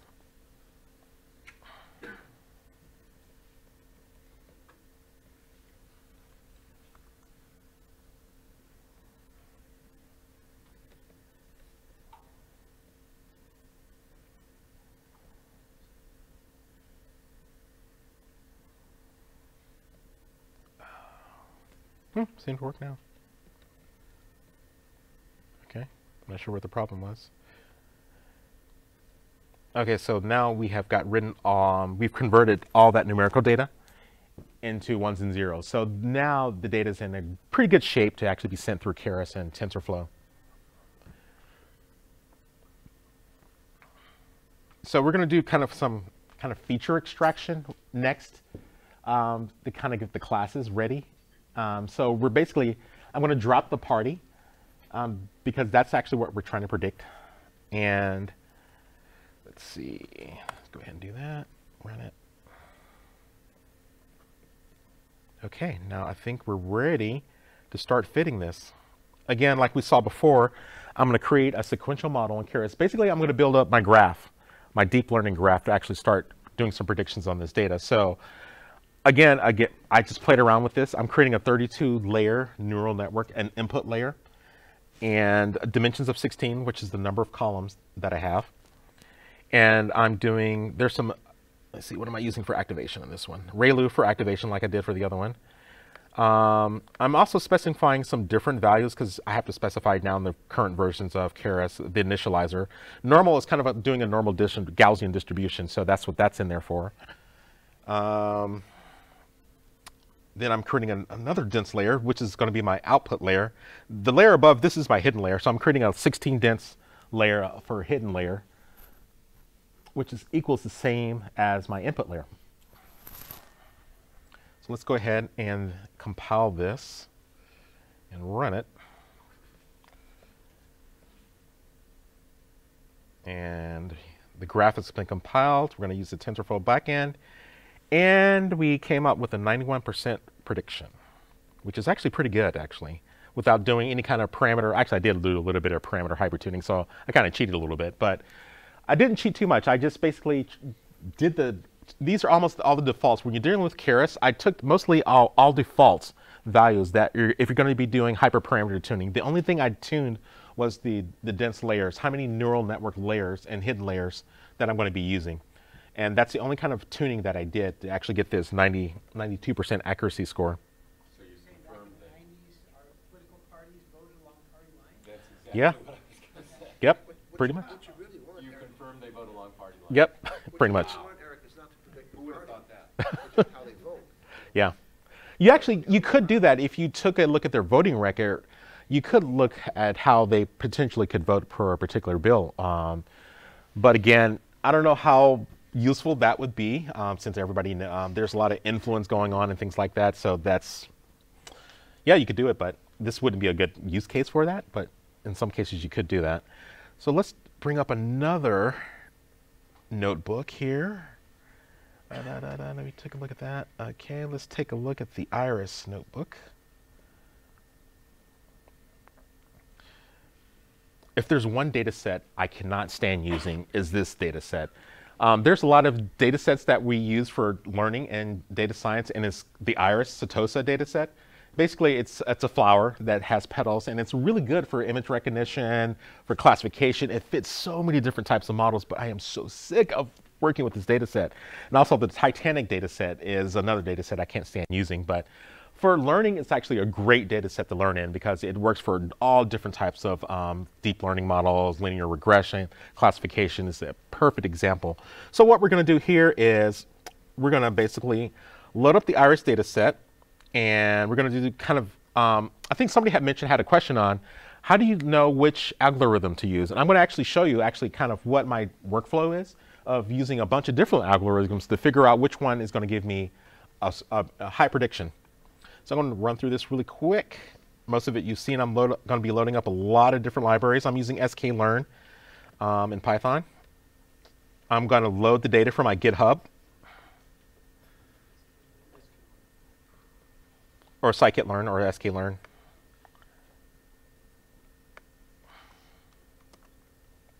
Okay, that ran.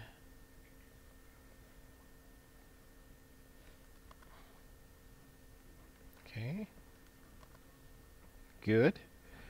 So there's 150 samples with 5 columns. Just take a look at some of the sample data in there. So we have sepal length, width, length, petal width, petal length, and the class. So we can do classification on this. We can do some predictions on this. We have lots of different data. So if I was going to do classifications, I would probably have to, not classifications, deep learning, I would probably have to convert the class up here into like a 0 or 1. Actually, I think there's 3 different types of classes, unique classes in this data set. Let's describe it looking at the standard distribution of the data set here. So we have 150 samples, standard, and you can see where they fall into the different quantiles. Next, we're just going to look at, again, these are the classes that I was talking about. We have 3 different types of classes in this data, so not a lot of data. It's a pretty small data set. You know, this would be perfect for linear regression. And just create a histogram to kind of see the distribution of that data. And you can see like 2 of these are like a typical Gaussian type of distribution, you know, typical bell curve type of distribution here.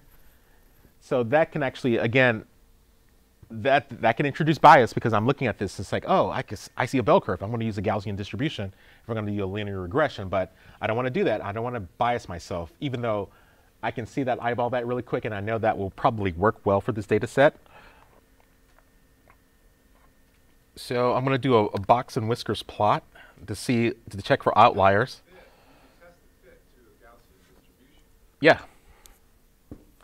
And I do have some outliers in the sepal width, but that won't affect things too much. For that particular follower, there is some outliers, and that sticks out like a sore thumb. Is really easy to classify when I have something like that. Okay, again, we're going to split up some test and training. I'm going to use a validation size of 80/20 for test and training.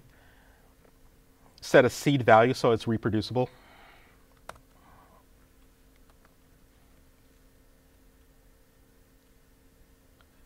Again, I'm going to go for accuracy in these models. And here, these are all the different types of classifiers and algorithms that I'm going to actually run to see which one can give me a higher accuracy score. So I'm going to set up a logistic regression, LDA analysis, KNN, decision trees, a Gaussian naive Bayes, and some Fort vector. So let's load up all these different models.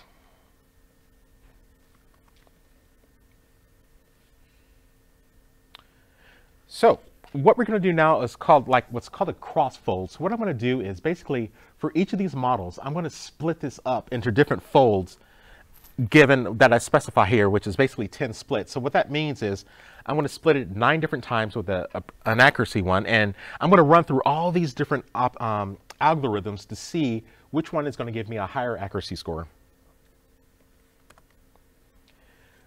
And over here you can see the percentages of which one. So can anybody see which one's going to be the best one? Looks like LDA. Or is that not the coefficient? Actually, yeah, you don't want to look at the coefficient. You want to look at the accuracy, which is on the left-hand column. So actually, wow, they're really close. When I was doing this before, which one came out the highest last time? KNN, I think, came out the highest, but now I must have changed something where they're generalizing pretty close. So they're all pretty close together here, but I ended up using K nearest neighbors to actually do the training on the final model. And once I did that, I came out with an accuracy score of 91%. Actually, yeah, what is it? 96% was my final accuracy score. So this is something we would do here commonly is we would load up all these different type of algorithms, run through all these k-folds, cross splits, and actually see which one gives us the highest accuracy score. And this is all without any kind of hyperparameter tuning. And this is, pretty common that data scientists will actually do this. Again, I don't want to introduce bias by, like you said, like I know this is a Gaussian distribution, so there's things I can do to optimize that. I could probably optimize it, getting even higher, looking at that curve and that distribution from the histogram. But I just wanted to show that this is, something we commonly do. I can even actually throw in a deep neural network. I don't know why you would want to do that, but I could do it for this small data set, and it will actually probably give me probably the same accuracy score also.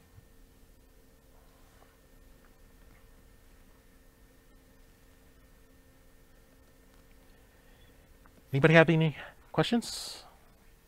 Did you ever use that combination then?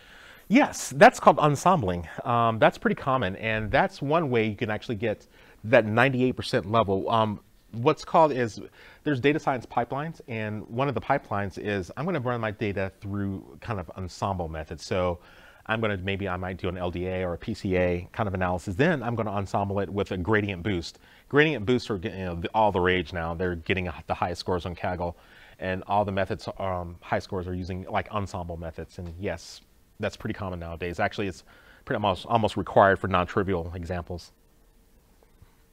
You were mentioning earlier that if the score was too high, then you might have a bias on it. So when you ran Either you have a bias on it, or you're training it with too much data. Mm-hmm. But I'm just saying, if you run them against each other like you were doing there, and one of them comes up 98, 99, Mm-hmm. you're going to probably think, I don't know if I want that algorithm. I can look at the coefficients, and that might tell me if I'm overfitting or if I actually am I actually, generalizing my model well, and that will tell me if I'm having a, bias problem or not. Any other questions? Oh, sure.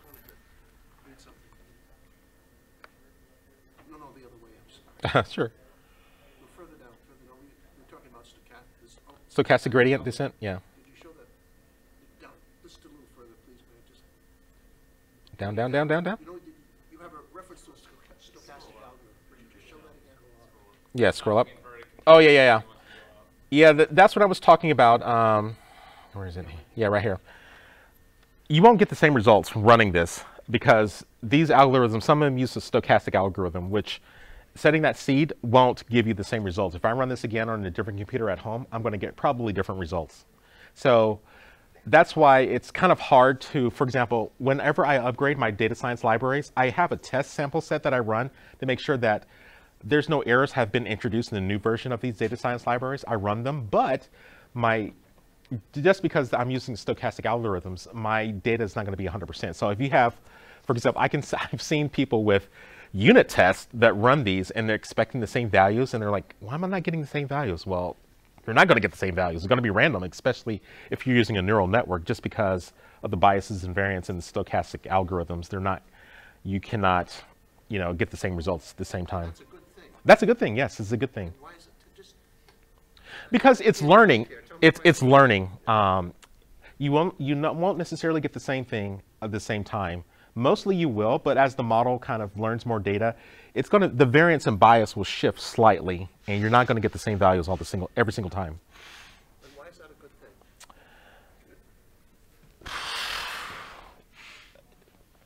thing? Let's see. Mathematically, that's how the theorems and proofs work. From just a general standpoint, it's kind of difficult to see, like, I should be getting the same values every single time. But that's not how neural networks work, and that's how not deep learning works. Deep learning will always give you slightly different variances every single time you're running it through that neural network layer, that deep layer. And a lot of that has to do also with the forest and like you said, the backwards and forward propagation. As I'm propagating through the layers, it's going to give me different variances every single time. I don't want to take a lot of time. Mm-hmm. Does that improve its learning? Yes, it does improve its learning. The more data you send through it, the better the learning will get. The fact that it's not completely reproducible, does that Right. improve its learning? I wouldn't say it improves its learning, but it enhances its learning, enhances the biases to be tighter. The tolerances of the biases they're going to vary, they're going to flutter. There's actually a parameter called flutter, obviously, and it deals with that particular issue where the variances will flutter a little bit. And once you set a flutter out of tolerance, then your model won't generalize at all. It'll just keep running and running and running, and it will never be able to generalize. Sure. I guess another way to say that it's randomized. Yeah. The data is randomized, so you want the randomized. Yeah. Mm-hmm. What are some of the cooler uses you've seen from this? Some of the cooler uses I've seen from it. Obviously playing StarCraft, that's like way cool. There's also one of the coolest things in the development now is there's JavaScript machine learning, where there's JavaScript libraries that actually will do the same thing as Python, and that's going to open up a whole new world of hurt, obviously. Having JavaScript with deep learning. But yeah, JavaScript, I would say, is the one. Lots of stuff I've seen in medical imaging. That's where my specialty is, actually in imaging, and there's lots of cool things going on with there, especially like looking at X-rays and like lung X-rays, and where the machine learning algorithms are getting their ability to detect tumors are getting better than a doctor's ability to detect a tumor. And also in third world countries, like for stigmatisms in your eyes or anything, you can actually use a cell phone now, take a picture of your retina, and there's a deep neural network that can run in the cell phone to kind of determine if you have retinopathy or not.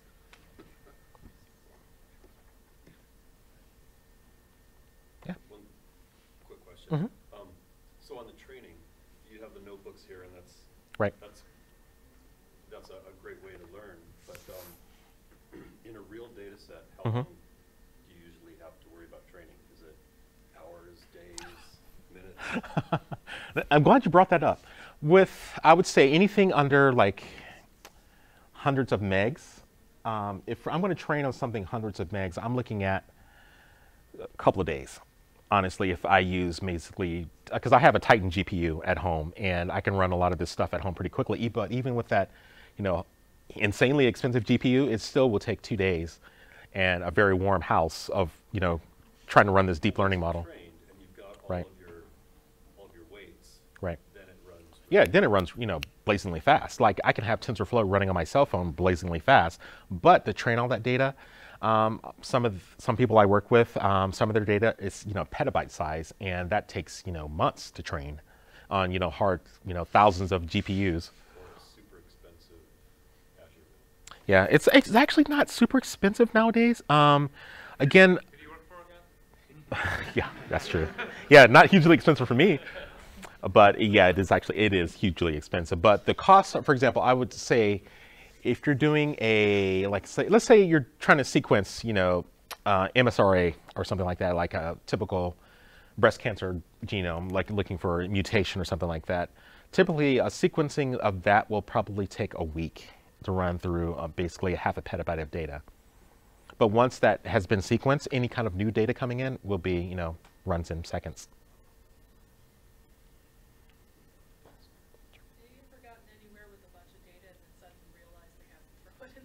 All the time.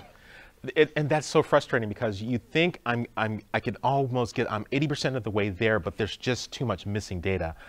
That happens a lot with government data. For example, whenever I'm working on a data set, I have to augment it with external data, and I have to go out to government databases. They are a mess. Remember that slide I showed you? Looks like, trash everywhere? That's government databases. They are missing data. There's not even missing data, there's gaps in years that they're missing data. I've been on Medicare and downloaded some of them. Yeah. It's pretty bad. There's lots of cleaning that you have to do. Lots of columns are duplicated. Lots of columns have been merged. Dates are in way different formats. So we have to split that apart, and it's difficult, yeah. Sometimes you just can't do it. Well, one more question. Anybody? One more question. Yeah. I make card games for mobile phones for a living. Mm-hmm. Are any of these good if I want to try to make a computer player? Card games? Yeah, most card games are it's probability, except. I coded my own, but I want to take a stab at it. You could. Any direction you'd point me at with this? It depends on what you're trying to do with card games. Again, it depends on card game. I would say the best card game would be a challenge would be poker. All the others have certain rules that I can actually create models pretty quickly, but poker is a little different because if you analyze a particular player's play style, then you can actually get a model to predict what they're going to do given a particular scenario. And that actually, I haven't seen anybody do that. So that'd be a great thing to model. Yeah, you would need a lot of data. Yeah. Mm-hmm. Great. Thanks for coming out. Hope this was useful.